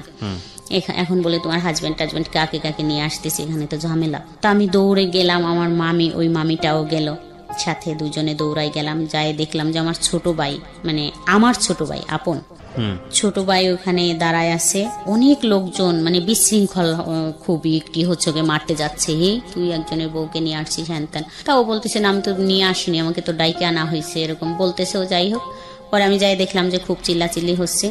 তা আমি আমার ওই ছোট ভাইয়ের 2 পা জড়ায় ধরলাম, বললাম যে ভাই সাইরে দে, ওকে চলে যাইতে দে, তারপর যা বলিস আমাকে বলিস বা এইভাবে বলিস যে তোর ভাইয়া যদি আসে তুই বলতে পারবি যে আমার বোনের নামে এরকম একটা মিথ্যে অপবাদ দিচ্ছেন, কেউ তো ছিল না, নিয়ে যান আপনি, এইভাবে দিয়ে দিস, আমি আর জীবনে কখনো কথাও বলবো না ওর সাথে। কিন্তু ওরা তা শুনলো না। আমি বললাম যে সাইরে দে, আমি আর কথা বলবো না, যা তোদেরকে তোরা যেভাবে বলিস সেভাবেই হবে, কিন্তু ওকে যাইতে দে।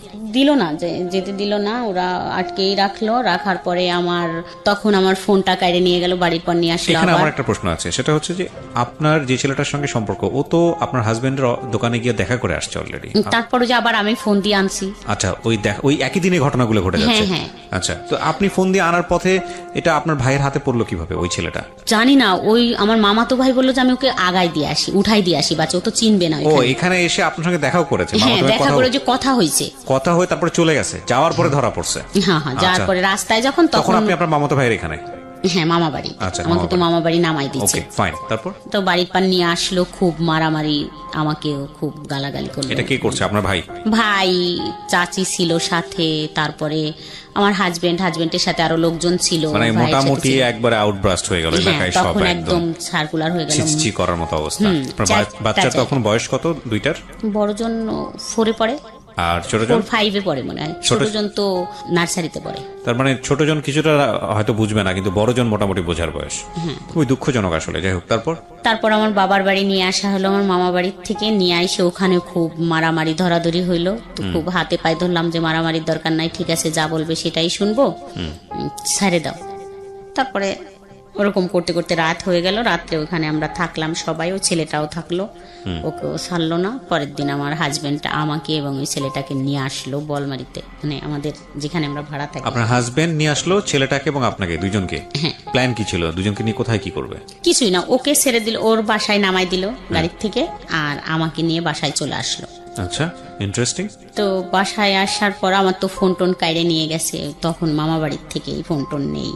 হ্যাঁ, না কিন্তু যখন লোকজনের মধ্যে ধরে এই পেটাপিটিটা হচ্ছে তখন ওই ছেলেটা কি বলতেছিল? তার মাঝখানে বললো যে ও তো চুপ একদম, ওকে তো যে পাচ্ছে সেই মারতে যাচ্ছে, থাবড়াথাবড়ি মানে মারতে যাচ্ছে। ওর এলাকার লোকজন, ওর বাড়ির লোকজন কেউ নাই ওর এলাকায়। ওর চাচাকে বলছিল, ওর চাচা তো হতভম্ব, ওর চাচা খুব ভালো নাম করা লোক। তারপর নিয়ে আসলো যখন, পরের দিন, সেদিন তো সকালবেলা আমি বাসায় কাজ করলাম, পরের দিনকে থেকে হলো এরকম শুরু হলো আইসে বলা যে চলে গেলে, বাইরেই চলে গেলে, 10 লক্ষ টাকা নিয়ে গেলে, এত সোনা নিয়ে গেলে। তো আমার এতটাই রাগ হচ্ছিল তখন যে এটা কি বলে 10 লক্ষ টাকা, 10 টাকাই তো কোনোদিন দেয়নি, তো 10 লক্ষ টাকা কি করে নিয়ে গেলাম। মানে শুধু এটাই আমার তখন রাগ হচ্ছিল যে আমি 10 লক্ষ টাকা কোথায় পাইলাম। আর বলতো যে আমি মানে তখন 2টা ব্লাউজ বানাইছি, বলে কি 2টা বানাইছি, তার মানে 100টা ব্লাউজ বানাইছি। এটা আমাকে এতটাই করলো যে 100টা ব্লাউজ বানাচ্ছি। তাই একজন এসে বললো যে 100টা ব্লাউজ বানাই নিয়ে গেছো আর 10 লক্ষ টাকা নিয়ে গেছো, এরকম বলতেছে, সোনা টোনা সব নিয়ে গেছো। তো খুব খারাপ লাগলো যে যা বলছে তো থাকবোই না এখানে, আর থাকবো না। তখন আবার ফোন টোন নাই কাছে যে একটু যোগাযোগ করব। 5 দিন চলে গেল এরকম কথা শুনতে শুনতে, আমি তো খুব হয়ে গেলাম যে এত কথা আর শুনতে ভাল লাগতেছে না। পরে আমার মেয়েটাকে পাঠালাম ওদের বাসায়, মানে ওদের ওইখানে, বললাম যে যাও তো তুমি দেখা করে আসো গে কি করে। তা ও গেল, ও তখন মাদ্রাসায় পড়তো, মনে হয় ক্লাস 6-এ পড়ে। গেছে, যায় দেখে কি খুব জ্বর, খুবই জ্বর, যে মারামারি করছে, অত চিল্লাচিল্লি করছে, ভয় পেয়ে গেছে, খুব জ্বর, শুয়ে আছে। তা ওকে ও যায় যখন ওইখানে দাঁড়াইছে, তাই জানালা দিয়ে দেখছে যে রাস্তায় ও দাঁড়ানো, তো বুঝতে পারছে। তা ও একটা ফোন, ওর একটা ফোন ছিল ঘরে, ওর ছোট্ট ফোন, ওই ফোনটা ওকে দিয়ে বলছে তোমার আম্মুকে দিবা, লুকায় কেউ যেন না দেখে। তা একটা ফোন আর একটা সিম ঢুকায় দিয়ে দিল। তো আমারও খুব রাগ হচ্ছিল এরকম করে বলে। তখন আইসে, এর আগে তো একটু যাই হোক সম্পর্ক ছিল, ওই রকমের গভীর সম্পর্ক ছিল না, তখন হয়তো যদি একটু সহানুভূতি দেখাইলে মনে হয় বাদ হয়ে যাইতো বা কথা বলা, ওই যে 5 দিন বলিনি, আস্তে আস্তে ঠিক হয়ে যাইতো। কিন্তু ও ফোনটা দিল, আর ও তো ছেলে মানুষ, হয়তো মনে মনে ভাবছে যে আমাকে মারলো এইভাবে, যা কিছু একটা করবই। তারপরে ফোনটা দিল, তো লুকায় লুকায় কথা বলতাম। তারপরের থেকে তো সব আরো বেশি হইলো, যা এখান থেকে এখানে আর থাকবো না, ওরকম 10 লক্ষ টাকা নিয়েই পলাবো, ওর থেকে কিছুদিনই করব, 10 লাখ টাকা যখন হবে তখন নিয়েই পলাবো, তো 2-1 বছর বা থাকবো, এই করবো। কিন্তু তখন থেকে একদম কন্টিনিউ কথা এমন ভাবে শুরু হলো যে আমি অ্যাডিক্টেড হয়ে গেলাম, যে আমি এখন আর 1 সেকেন্ডও ওকে ছাড়া থাকতে পারি না।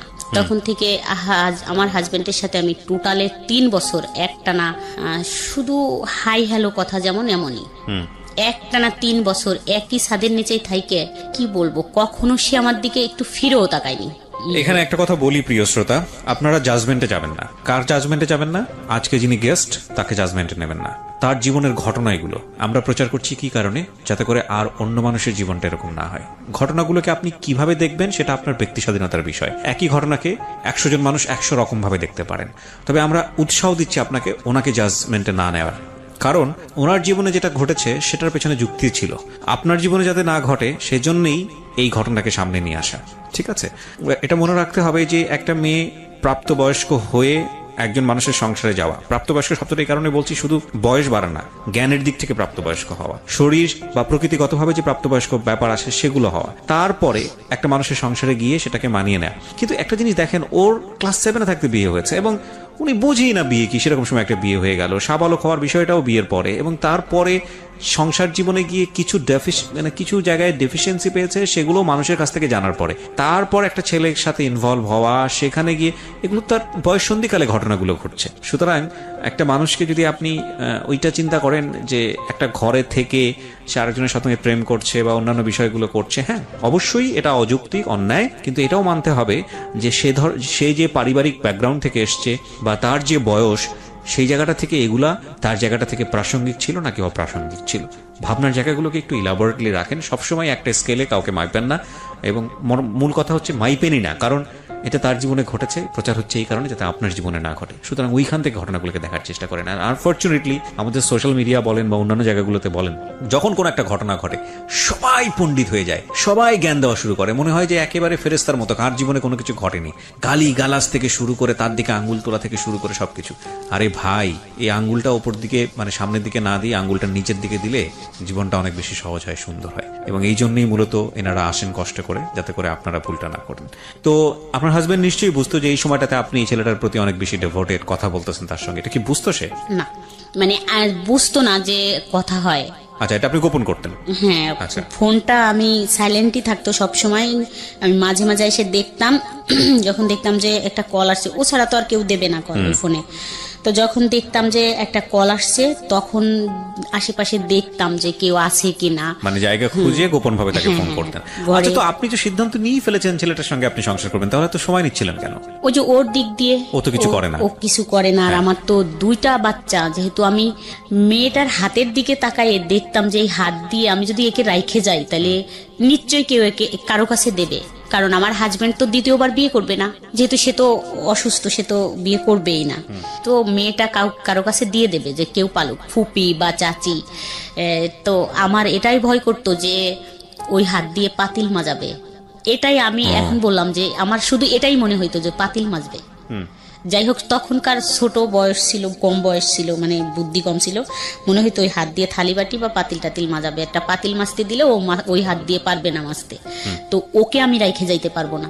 যখন ছেলের দিকে তাকাতাম, ছেলে যে এত সুন্দর ছিল বলার মতো না। তাকাইলে মনে হইতো আমি একে রাইখে যাব, যদি পানি টানিতে পড়ে যায় বা কেউ মারে তখন ও কোথায় যাবে, আম্মুকে কাকে ডাক দেবে, মানে আমি একেও থুয়ে যাইতে পারতেছি না। আবার যখন আমি ফোনে কথা বলতাম ওই ছেলেটার সাথে, তখন আমি ওকেও ফেলতে পারতাম না। আমি আসলে ওকে কোথায় রাখবো? ও খুব কানাকাটি করা শুরু করলো যে আমি তোমাকে ছাড়া থাকতেই পারি না। মানে লুকায় কথা বলতে বলতে এরকম করতে করতে আবার অনেক দিন হয়ে গেল। যাই হোক, একটা কর্মচারী আমাদের দেখে ফেলে যে আমি ফোনে কথা বলি। ওকে, কয়েকদিন কর্মচারী বলতে আপনাদেরই কর্মচারী? হ্যাঁ হ্যাঁ, দোকানের কর্মচারী।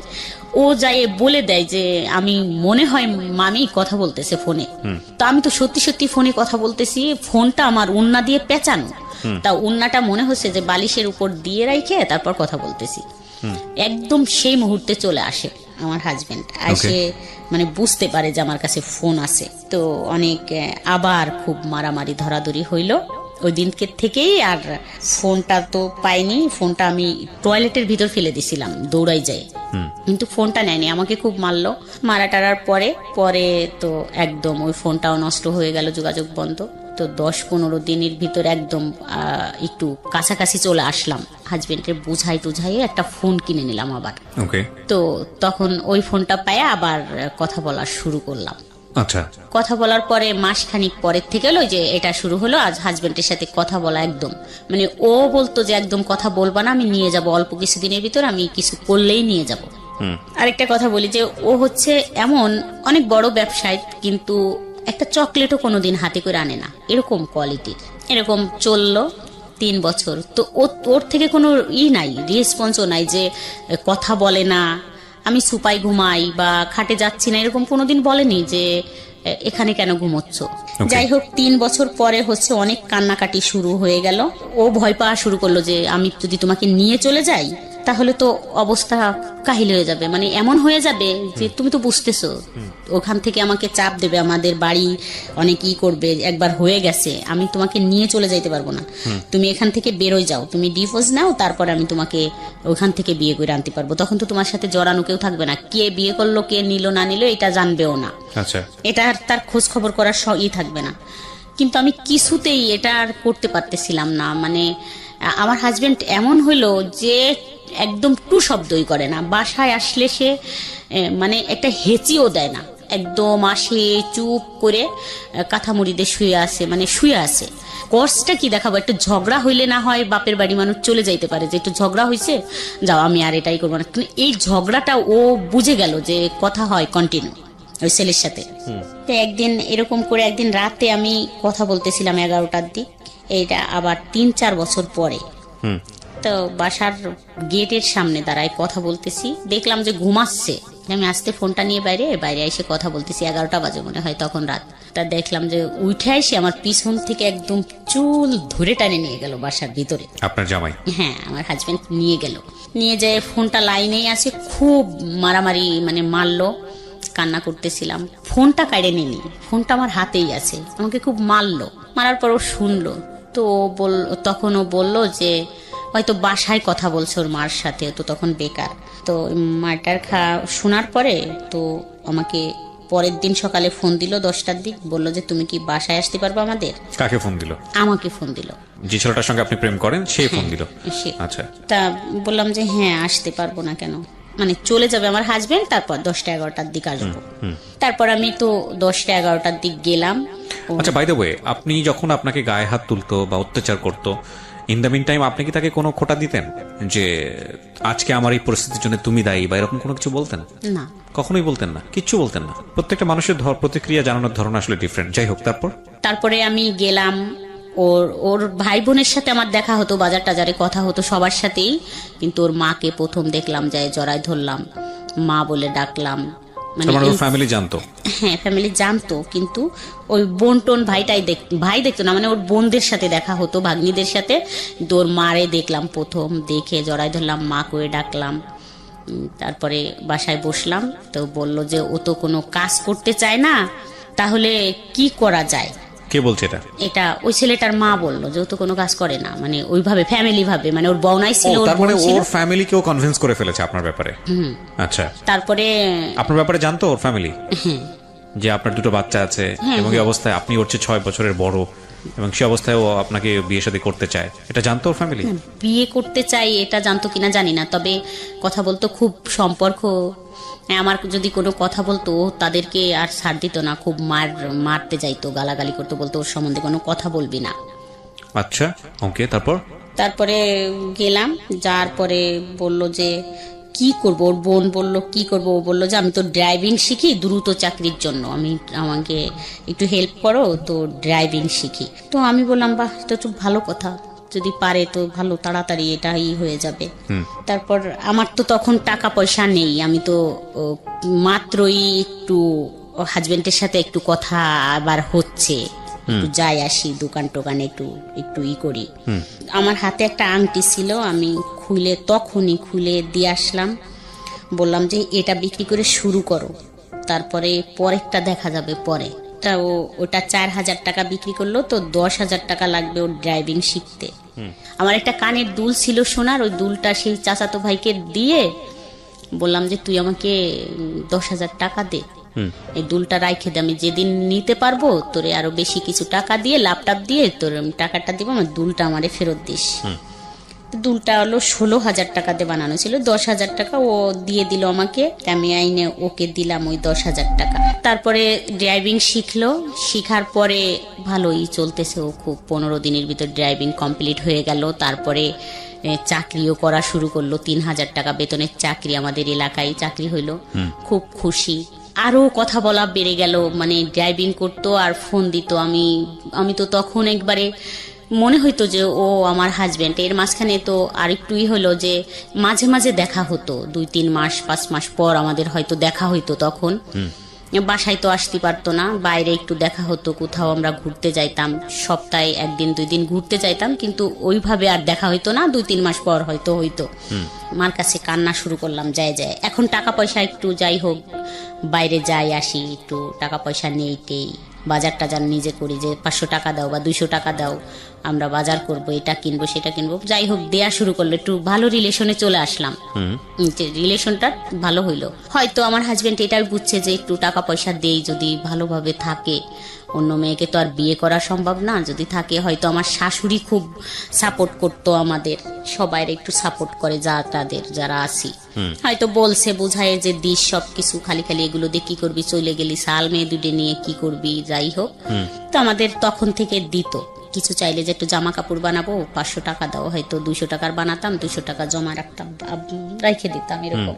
তারপরে বাপের বাড়ি যাই, কান্না করতাম যে মা আমি যাব না ওইখানে, আমাকে আমার ভালো লাগে না এটা। কিন্তু আমি কখনো মুখ দিয়ে বলিনি যে এই ছেলেটার সাথে আমাকে বিয়ে দাও। আমার লজ্জা করতো যে আমাকে ওখান থেকে ছাইরাই নিয়ে আসো, আমাকে আমি ওকে বিয়ে করব, এরকম বলতো, আমার লজ্জা করতো। আবার আমি আইসে পাগলামি করতাম, কান্নাকাটি করতাম, মাকে জড়াই ধরে ধরে কান্না করতাম, ডাক ছেড়ে কান্দে। তারপর আমি আবার থাকতামও না বাবার বাড়ি, চলে যেতেন। খাবোটা কি থাকলে,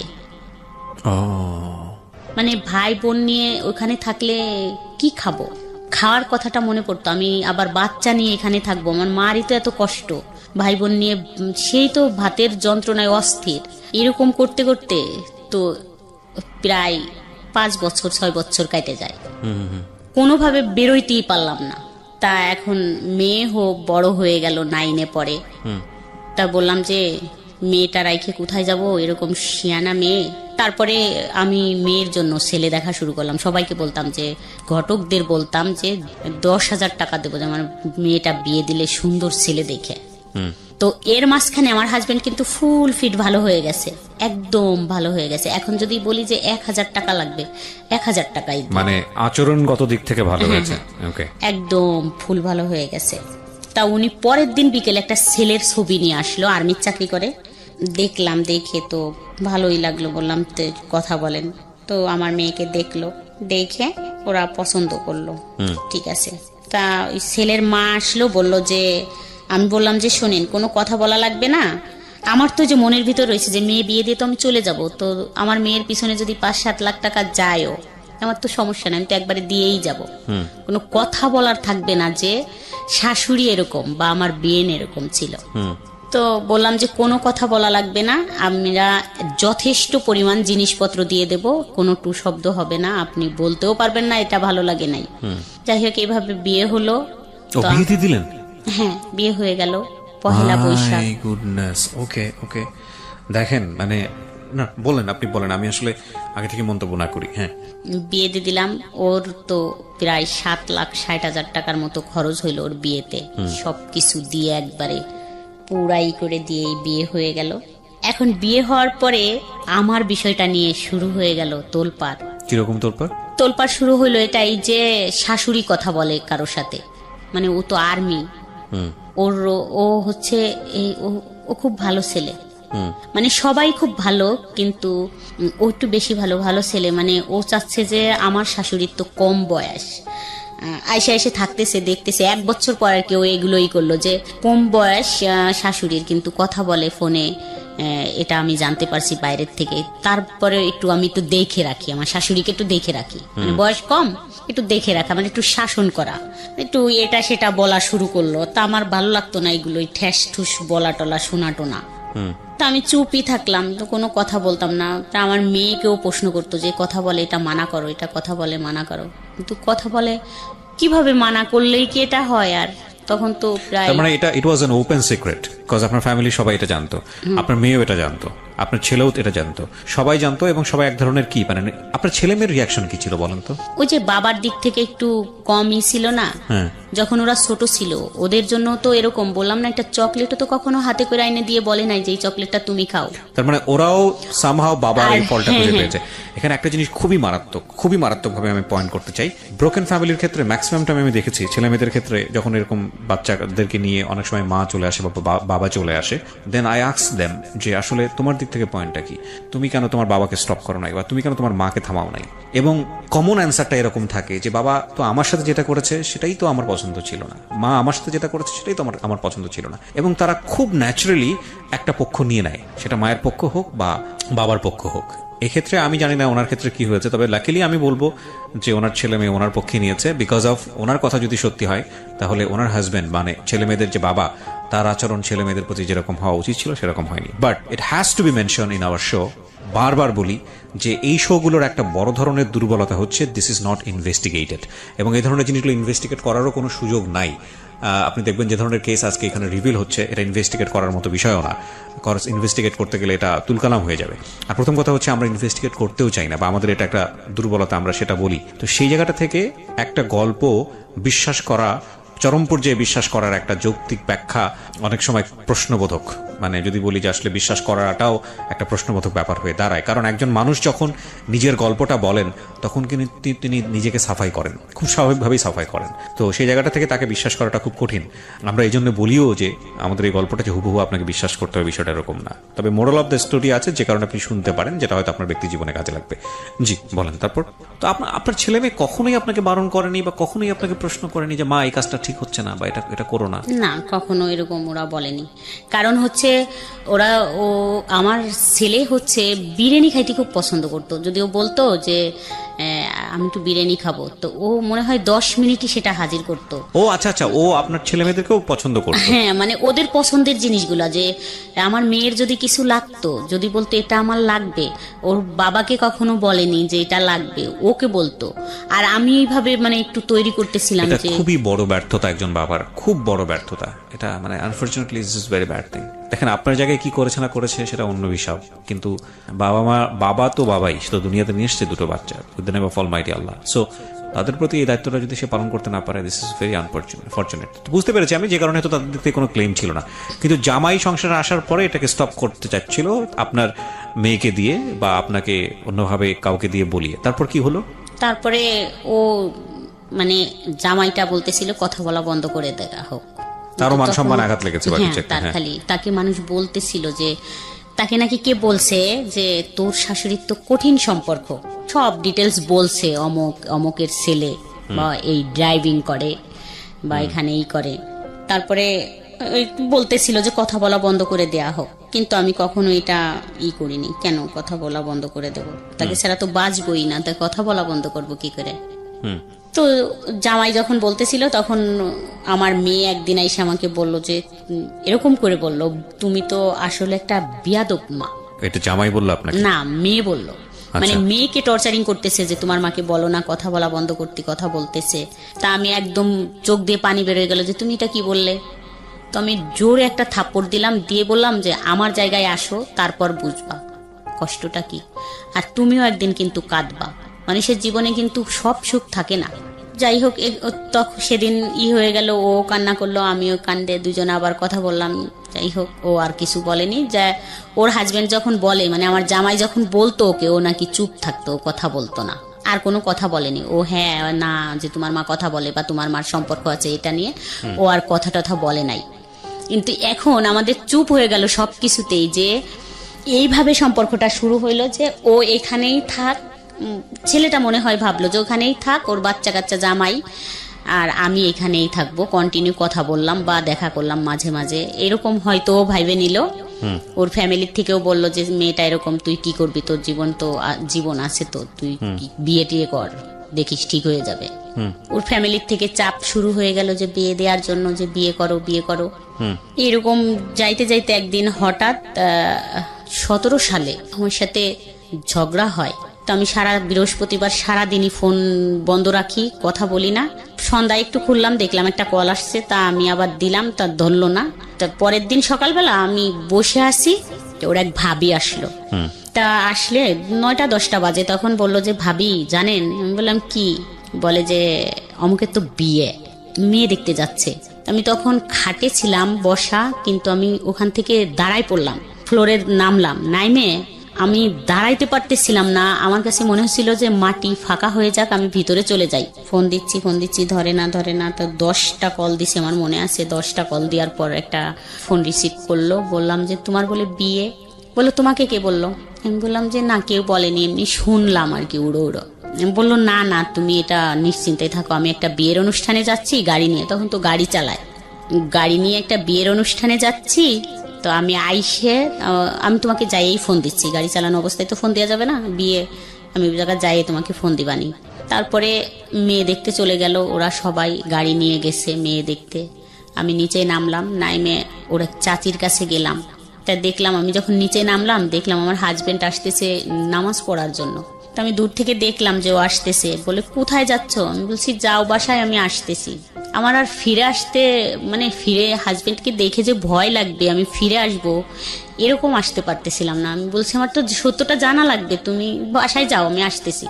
আমি যখন ওর চাচির বাসায় গেলাম, যাই ওর চাচির ছোট একটা বাচ্চা, ওকে নিয়ে খেলতেছিলাম খাটের পর বসে। ওর চাচি, আমি এটাই আশা করতেছিলাম যে উনি বলুক, আমি যদি বলি তা ব্যাপারটা তো সামনে আসবে, বলবে যে তাহলে তো সত্যি এই বউ পছন্দ করে বা কথা হয়। তা বললো কি জানো, অমুক তো মেয়ে দেখতে গেছে। বললাম যে না জানি না তো।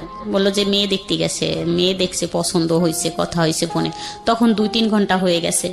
আমি তো তখন একদম হতবম্ব হয়ে গেছি। তখন আর বাসায় আসতে পারতেছিলাম, ওইটুকি শুনলাম, শোনার কাকি চলে গেলাম। নামাজ শেষে আমার হাজবেন্ড আসলো, আইসে শুয়ে পড়লো খাটে। আমি ঘরে তো কিচ্ছু রান্না করলাম না, সেদিন আমার মেয়ে ছিল আমার বাসায়। তো আমি বললাম যে আমি তো তোমার নানু বাড়ি যাব, আমার দরকার, তো আমি চলে গেলাম। তো আমার হাজবেন্ড শুয়ে থাকলো, আমি বেরোয় চলে গেলাম। একটা মানুষ আমাকে ঠেকালো না। তো আমি বেরোয় হাঁটতেছিলাম, যে ভাবতেছিলাম যে ও মনে হয় যায় নাই, মানে আমি কি করব। ও যেই মালিকের গাড়ি চালাতো, তো ওই মালিকের ঠিকানা কোথার থেকে নেব, নিতে গেলে আমার হাজবেন্ড জানে যাবে, এটা নিয়ে কি হবে না হবে এরকম। কিন্তু আমার মন মানতেছিল না। আমি যখন বেরোলাম রাস্তায়, যে সেই গাড়িটা আমার সামনে দিয়ে টাইনে চলে গেল। তা আমি খুব খেয়াল করলাম, দেখলাম অন্য একটা ছেলে, ও নাই। তখন তো আমি শিওর হয়ে গেলাম যে তাই ওর গাড়ি, যেহেতু অন্য লোক চালাচ্ছে, সেহেতু ও তো ওই বিয়ের অনুষ্ঠানে আসে, আমার ফোনের জন্য ফোন অফ করে রাখছে। তো এক সময় 8টার দিকে ফোন ঢুকলো। তো কান্না করলাম যে কোথায় তুমি আমাকে এরকম করে রাইখে গেলে। বললো যে চিন্তা করো না, আমরা চলে আসছি, ওরা আমাকে জোর করে নিয়ে গেছিল, তুমি চিন্তা করো না, কিছুই হবে না, তুমি কোথায় আছো, চলে আসো। বলছে আমি এখন তো অনেক রাত, চলে আসবো কি করে, আমি তো এখানে আসছি, কাশিয়ানি আসছি। তা বলছে তাই থাকো, খুব ভোরে আমি দরকার হয় নিয়ে আসবানি তোমাকে, থাকো এখানে, কাকা ডাকতিছে, তুমি তো কাকার সাথে কথা বলে তোমারে ফোন দিবানি। তারপর আমি তো যাই ঈশার নামাজ পড়লাম, ঈশা পর্যন্ত মানে 10-15 মিনিটের মতো কথা হইলো। তারপর আমি খুব ভোরে ঘুম থেকে উঠে ওদের বাড়ির ওই কাজ দিয়ে আসলাম। ওদের বাড়িও একটা বাড়ি ঢুকলাম, ঢুকে দেখলাম যে অনেক লোকজন, মানে বিয়ের অ্যারেঞ্জমেন্ট, অনেক লোকজন আসছে। তারপরে এক কাকির কাছ থেকে ওর এক বউনার ফোন নাম্বার নিয়ে আসলাম। তো ফোন দিলাম, দিলে সবাই ফোনটা ওই বউনাই করলো যে এই অমুক ফোন দিছে। ফোনটা কাইটে দিয়ে ফোনটা বন্ধ করে দিল, আর ফোন কথা হলো না। তো ওদের সাথে মেয়ে দেখতে একটা ছেলে গেল। ও আমাকে বলল যে ভাবি, এমন একজনকে ভালোবাসছেন, মেয়ে দেখে তো কারোই পছন্দ হয় নাই। ও তো খুব পাগলামি করলো যে ঠিক আছে এই মেয়ে আমি বিয়ে করব, আপনি দাওয়াত শিখের হন। ওই তো সব কিছু করলো। সবাই তো বলল যে মেয়ে তো ক্রিম সুন্দরী, ভাল লাগতেছে না, হাত পা কালো, আর অনেক শর্ট, তো নেওয়ার দরকার নাই এই মেয়ে, আর একটু দেখি আমরা। তো ওই বললো যে না, দাওয়াত শিকার হয়ে আসো, মেহমানরা আসতে বলো। তো আমি শুই না, ওইখান থেকে আবার আমার হাত পা মনে হচ্ছে ঠান্ডা হয়ে গেল, তাহলে তো বিয়ে হয়ে যাবে। আমি বাসায় এসে আমার সমস্ত মাল জিনিস গুছাইয়ে আমি আমার শ্বশুর বাড়ি চলে গেলাম। বললাম যে আমি বাসা ছাড়ে দিলাম, এখানে আমি আর থাকতে পারবো না। বাসাটা ছাইরে আমি রাত চলে গেলাম, ট্রাক ভরে মাল জিনিস নিয়ে চলে গেলাম। যার পরে কোথায় যাচ্ছিলেন? শ্বশুর বাড়িতে। তো এটা আপনার হাজবেন্ড জানতো যে আপনি এখান থেকে চলে যাচ্ছেন? হ্যাঁ, ও আমাকে এইভাবেই করতাম। আমি বলতাম, ঘরে এসে বলতাম যে আমি থাকবো না এখানে, আমি থাকতে পারবো না, কান্না করতাম। বলতো ঠিক আছে তাহলে ট্রাক পাঠাই দিচ্ছি, মাল জিনিস নিয়ে চলে যাও। ট্রাক পাঠাই দিত, সমস্ত মাল জিনিস গুছাই নিয়ে যাইতাম। আবার 2 দিন 3 দিন থাকার পর 1 সেকেন্ড ওখানে আর দাঁড়াইতে ইচ্ছা করতো না, আমি আবার ওইখানে চলে আসতাম। তো আমার জিনিসপত্র নিয়ে আবার চলে আসতাম। হ্যাঁ, আমার হাজবেন্ডের বাসাটা ছাড়তো না, কিন্তু আমাকে কিছু মাল জিনিস দিয়ে, কিছু জিনিস রাখতো, টিভি থাকতো, ফ্রিজ থাকতো, কিন্তু 2টা একটা খাট, ওয়ার্ড্রোব, ড্রেসিং টেবিল এগুলো দিয়ে বলতো যে একটা ট্রাক ভাড়া করে যাও, নিয়ে চলে যাও। আমি চলে যাইতাম। এরকম করতে করতে ছেলে বলল যে এখানে আর থাকা সম্ভব না, রান্না টান্না করে না, খাওয়া দাওয়া সম্ভব না, খেয়ে কতদিন থাকবো। ছেলে মানে কোন ছেলে? আমার ছেলে। মানে বিষয়টা হচ্ছে ছেলেও জানতো যে মা এরকম ভাবে কারোর প্রতি ফলিন, এবং এই কারণে এই জিনিসগুলো হচ্ছে। তাহলে জিনিসটা বোঝেন যে কতটা এক্সট্রিম লেভেলে হলে পরিবারের অন্য সদস্যরাও এটাকে না মেনে উপায় নেই, এরকম একটা জায়গায় চলে গিয়েছিল। জি বলেন। তারপর বুধবারে আমাকে ওর বড় ভাই ফোন দিয়ে বলে যে তুমি কি জানো অমুকের বিয়ে? বললাম না ভাইয়া জানি না তো, ওর তো বিয়ে সোমবারে। তো তোমরা যাইও, বাবুর কথা বললো, আমার ছেলের কথা বললো, ওকে নিয়ে যাইও, আর যাই হোক যাইও তোমরা, তোমাদের দাওয়াত থাকলো। আমার মনে এরকম হইলো যে বলে দেব, সব কথা বলে দেব, আমি যেহেতু সুখী হইতে পারলাম না তো ওকেও সুখী হইতে দেবো না, এরকম মনে আইসে গেল যে যা বলে দিব সবকিছু। তাই বললাম, ওর ভাইকে বললাম যে একটু ফোন দিবেন। ওর ভাই বললাম তো কেবলমাত্র আসছি, তো কালকে হচ্ছে ওর গায়ে হলুদ, আর ওদের বাড়িও গায়ে হলুদ, তা কি কথা বলবেন? আমি যে যাই দিন ফোন। তো যাই হোক, বাবুকে রাইখে আমি যখন সন্ধ্যায় ব্যাকে আসতেছিলাম, তখন বাবুর ফোনটা আমাকে দিয়ে দেয়, মানে আমার ছেলে যেই ফোনটা ব্যবহার করে ওই ফোনটা আমাকে দিয়ে দেয়। ও ছোট একটা বাটন ফোন ওকে রাইখে ওকে দেওয়া হয়।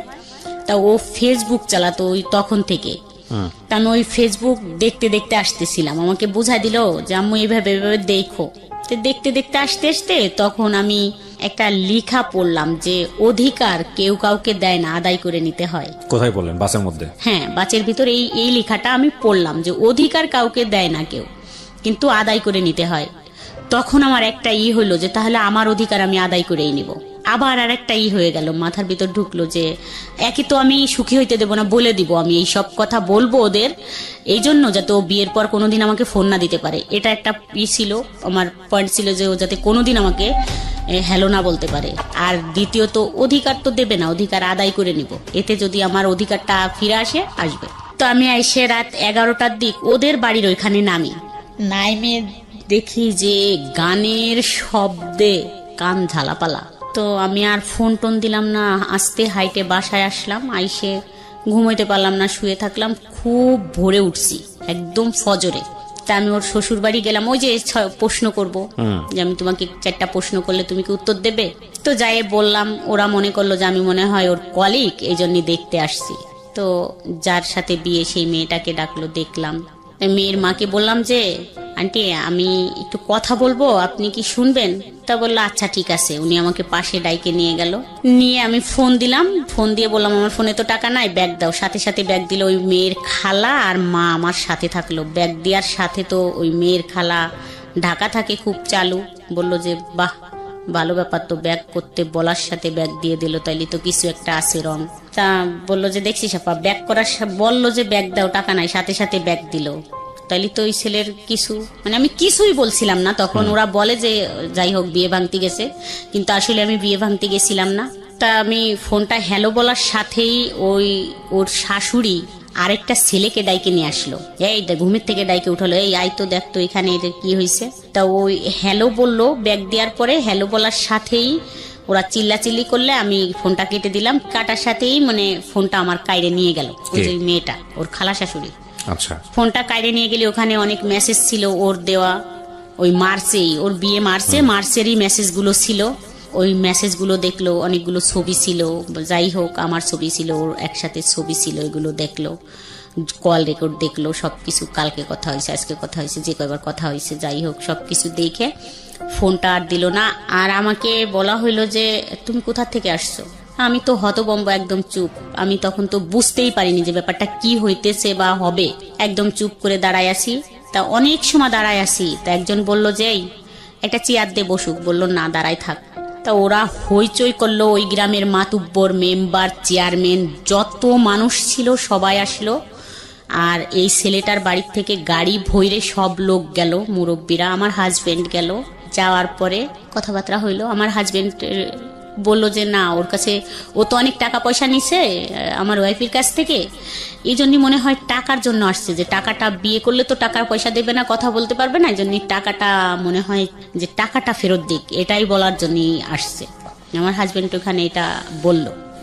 মানুষ যে কি বলছিল সেই কথাগুলো যদি মানে এরকম বলতেছিল। ওই মেম্বার আসলো, আইসে আমি বসে আছি, মানে তার প্রথম কথা এরকম হলো যে মনা তোমারে দেখতে তো ভালোই লাগে, তুমি ভালো ফ্যামিলিরও বউ। তা বিয়ের আগে ছেলেরা একটু টাইম পাস করে, এরকম বিয়ে করে না। যদি তোমাকে বিয়ে করতো তাহলে এই মেয়ের সাথে বিয়েতে রাজি হইতো না। তুমি এখানে কেন আসছো? আমি সত্যি আমি বুঝি নাই যে আমি আসলে কিসের জন্য ওখানে চলে গেছিলাম। এখন আমার মনে পড়ে যে আমি কেন গেলাম ওইখানে, আর কি জন্য। আজ তো না গেলে খুব ভালো জীবন কাটাইতে পারতাম এরকম, কিন্তু আমি জানি না বাট কেন গেছিলাম।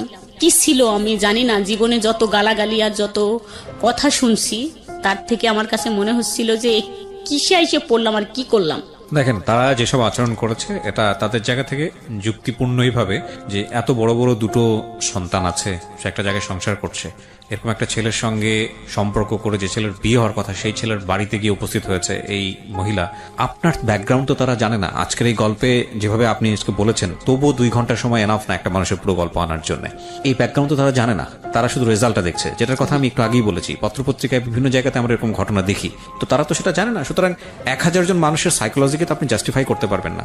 হ্যাঁ, আপনার জন্য কষ্টকর, কারণ তারা অতীত জানে না, কিভাবে হয়েছে সেটা জানে না, কেন হয়েছে সেটা জানে না। তারপরও সামাজিকতার জায়গাটা থেকে এগুলো অন্যায়, চরমতম অন্যায়। কিন্তু এখানে যদি আপনাকে দোষ দেওয়ার জায়গাটা থাকে, সেটা একটা জায়গাতে আছে, সেটা নয় আমি একটু পরে কথা বলতে চাই। কারণ এই সম্পর্কটা তো 10 বছরের, ততদিনে আপনার একটা ম্যাচুরিটি এসছে, কিন্তু আপনি এতটাই বেশি ছেলেটার প্রতি ফলিন হয়েছেন, এতটাই বেশি প্রেমে মজে গেছেন, বা এতটাই বেশি ও আপনাকে ভালোবেসে ফেলেছে যে এখানে আসলে আর কোনো যুক্তি খাটতেছে না। মানে মেয়ে বড় হয়ে গেছে, মেয়ের জামাই হয়েছে, মেয়ের বিয়ে শাদী হয়ে গেছে, ছেলে এত বড় হয়ে গেছে। আজকে আপনি ছেলেকে সাথে করে নিয়ে এসছেন স্টুডিওতে, স্টুডিওর বাইরে আপনার ছেলে অপেক্ষা করছে। এত বড় হয়ে গেছে, লোকজন জানাজানি হয়ে গেছে, এখন আর এসব চলে না। এখন নিজের জায়গাটা তৈরি করে নেওয়া উচিত, আলাদা হয়ে বের হয়ে যাওয়া উচিত। সেই জন্য যথেষ্ট সময় পেয়েছেন, কিন্তু সেটা সম্ভব হয়নি because of you love him deadly. এবং একটা কথা আছে যে যুদ্ধক্ষেত্র এবং ভালোবাসার ক্ষেত্র, এই দুটো ক্ষেত্রে নাকি সবকিছুই সম্ভব।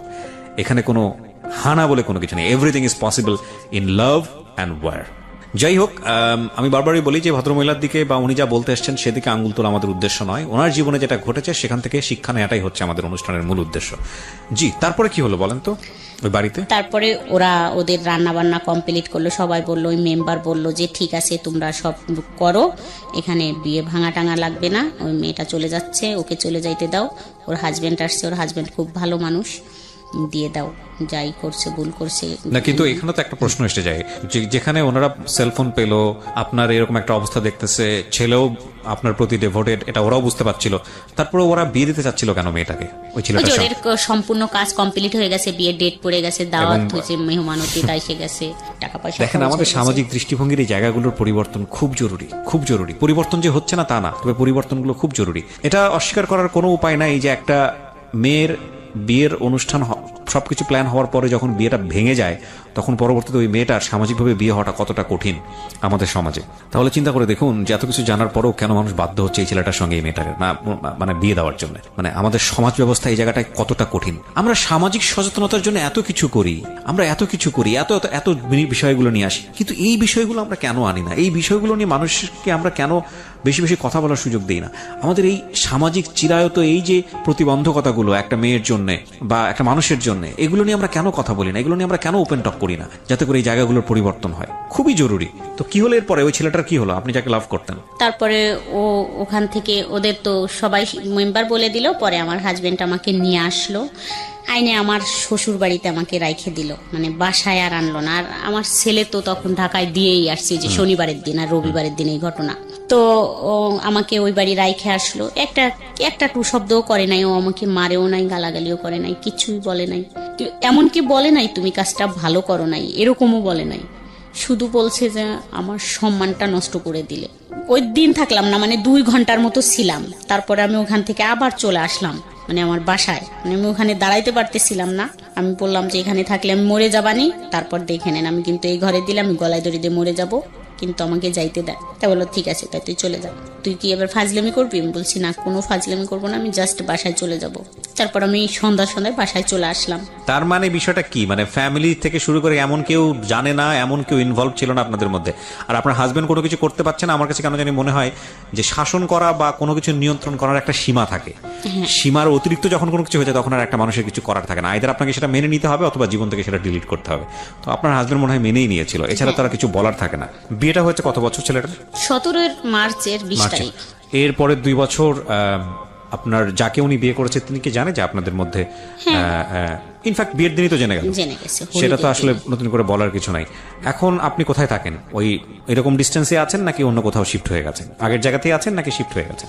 এখানে না, আগের জায়গাতেই আছি, মানে সেই বাসাটা ছেড়ে দিছি আমরা, ওদের বাড়ির পাশে এই বাসাটা। আমি কিন্তু অনেক সিম মানে চেঞ্জ করছি, সিম চেঞ্জ করে ফেলতাম, ও বাসায় এসে এরকম করে মানে নাম্বার নিয়ে যাইতো, তারপর ওই বাসাটাও চেঞ্জ করে ফেলি। ওইভাবে কথা বলে, যেখানে আমাদের দেখা যায় সেখানে দাঁড়ায় থাকে, মানে অনেক অনুরোধ করে দূর থেকে একটু ফোনটা খোলো, 1 মিনিট কথা বলে, এরকম বলে। বিয়ে করছিল কেন?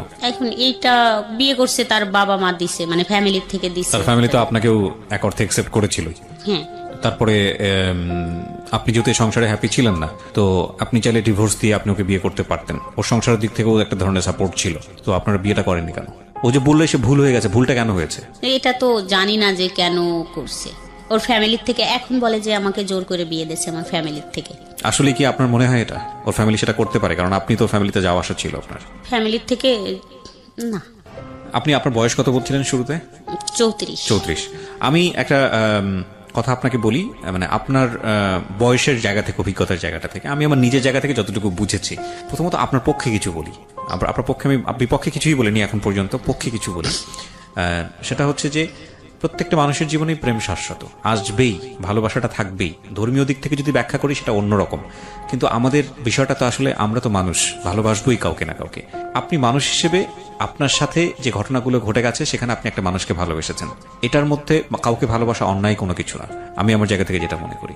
কিন্তু একটা বিষয় হচ্ছে কি, মানে আমি গাছের বীজ রোপণ করলাম, সে গাছটা বড় হবে, তারপরে সে গাছটার পরিচর্যার ব্যাপার আছে, তারপরে সেই গাছটাতে ফল আসবে, তারপরে সেখান থেকে বীজ হবে, সেখানে আবার নতুন একটা গাছ হবে, তাই না? এটাই তো নিয়ম, প্রাকৃতিকভাবে এটাই নিয়ম। কিন্তু বিষয় হয়ে গেছে এরকম যে আপনার জীবনটা এরকম যে বীজ রোপণ হয়েছে, তার 3 দিন পরে আপনার গাছে ফল ধরেছে, এরকম একটা বিষয়। মানে আপনার জীবনের সময় পরিক্রমে এটা কিছু জিনিস আপনি জীবনে বুঝেননি, তার আগে বাচ্চা কাচ্চার মা হয়ে গেছেন। প্রেমের আগেই বিয়ে, বিয়ের পরে বিয়ে বুঝতে না বুঝতেই, একটা মানুষ বুঝতে না বুঝতেই, একটা পুরুষ মানুষ কি, একটা স্বামী কি, সেটা বুঝতে না বুঝতেই আপনি বাচ্চা কাচ্চার মা হয়ে গেছেন। এখন এই ঘটনাগুলোর প্রেক্ষাপটে আপনার যদি জীবনের যে প্রেমটা, সেটাকে যদি কেউ আলোচনা করে, তাহলে আপনার ফিলিংসটা কেউ বুঝতে পারবে না। যে এই মহিলার 2টা বাচ্চা আছে, এই মহিলার একটা সংসার ছিল, এগুলা থুয়ে সে আরেকটা অবিবাহিত ছেলের সঙ্গে এইসব ঘটনা ঘটিয়ে বেড়াচ্ছে।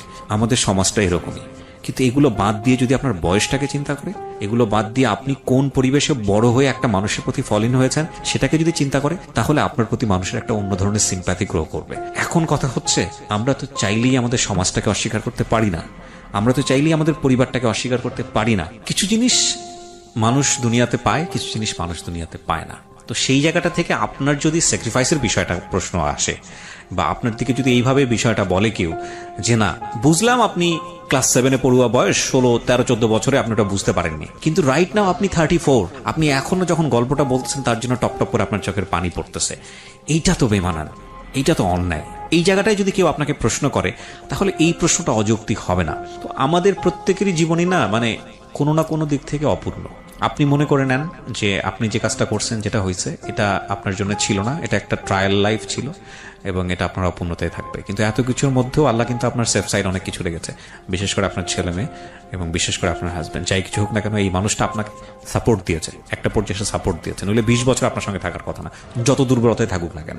আমার মনে হয় যে এখানে আপনার নিজেকে এখন অনেক বেশি শুধরে নিয়ে সামনের দিনগুলো দেখা উচিত। ও তো ওইখানে সুখী নাই আর। এই ছেলে আমাকে দেখেন কিভাবে ব্ল্যাকমেইল করে চলছে এখন, এটাই আমি বলতে আসছি। ও তো অবশ্যই শুনবে, ও আমাকে এখন কিভাবে ব্ল্যাকমেইল করে যাচ্ছে, এটা খুব ভয়ঙ্কর। না, ব্ল্যাকমেইল বলতে মানে কি, আপনার কোনো কিছু সে ফাঁস করে দিবে বা এরকম কোনো কিছু? না, এরকম ব্ল্যাকমেইল না, যেমন আমার ইমোশনাল ব্ল্যাকমেইল। আমি এখানে আপনাকে একটা আনসার আমি আপনাকে দিতাম, এই যে এই আনসারটা দিয়ে অনুষ্ঠানটা শেষ হয়ে যাবে। ও আপনাকে সারাটা জীবন এই কাজটা করবে, কারণ আপনার দিক থেকে গল্পটা আমি শুনেছি, এই বিয়ে করার পেছনে ও যার একটা বিয়ে করেছে সেখানে আপনার কোনো ফল্ট ছিল না, আপনার কথা যদি তুমি বিশ্বাস করে নি। ও ওর মতো করে একটা বিয়ে করেছে, সে কোনোভাবেই এটা প্রমাণ করতে পারবে না যে সে রাইট ছিল তার জায়গাটা থেকে।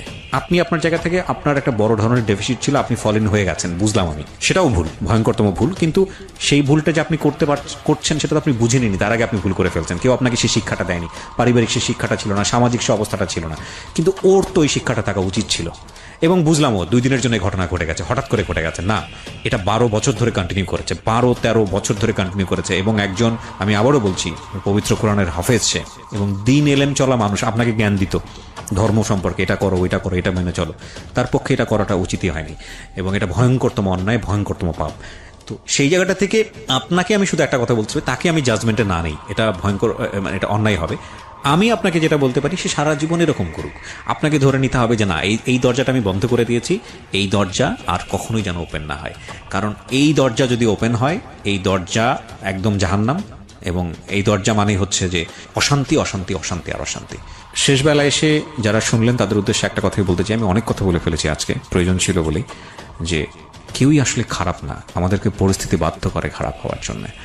আর সবসময় একটা কথা মনে রাখবেন, আপনি যার দিকে আঙ্গুল তুলছেন, যাকে আপনি খারাপ বলছেন, যাকে আপনি একদিনের জন্য কষ্ট দিচ্ছেন, এমনও তো হতে পারে তার বিশেষ কোনো গুণ আল্লাহর কাছে এত প্রিয়, এত প্রিয়, যে আল্লাহ তাকে ক্ষমা করে রেখেছেন, বা আল্লাহ তাকে ক্ষমা করবেন।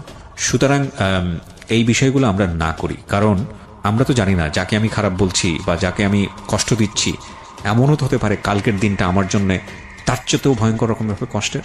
আর ওই সেদিন এক ফ্রেন্ডের সঙ্গে গল্প করছিলাম যে কোনো অপরচুনিটি আসলে তার জন্য না, যে কোনো অপরচুনিটি, মানে আমার ক্ষেত্রে যে কোনো অপরচুনিটি আসলে আমার জন্যই। যেমন ধরেন একজন ভিক্ষুক মানুষ, সে যদি এসে আপনার কাছে হাত পাতে, আপনি যদি মনে করেন যে ভিক্ষুককে 10 টাকা দেওয়া মানে হচ্ছে ভিক্ষুককে হেল্প করা, দ্যাট ইজ অ্যাকচুয়ালি রং। কারণ ওই 10 টাকা দেওয়া মানে আপনি নিজেকে হেল্প করলেন, if you believe religion. So যে কোনো অপরচুনিটি গ্র্যাব করা উচিত for the future. So thank you so much, ভালো থাকেন। আর আমাদের সোসাইটিতে এই ধরনের অপরাধগুলো হরহামেশাই হচ্ছে, এগুলো খুব এক্সট্রিম লেভেলে চলে যায়। অনেক সময় দেখা যায় হাজব্যান্ডকে খুন করে ফেলছে, অনেক সময় দেখা যায় বাচ্চাকেও খুন করে ফেলছে, এতটা এক্সট্রিম লেভেলে চলে যায়। তাদেরকে আমি শুধু একটা কথাই বলবো, প্লিজ কোনো জিনিস ধ্বংস করে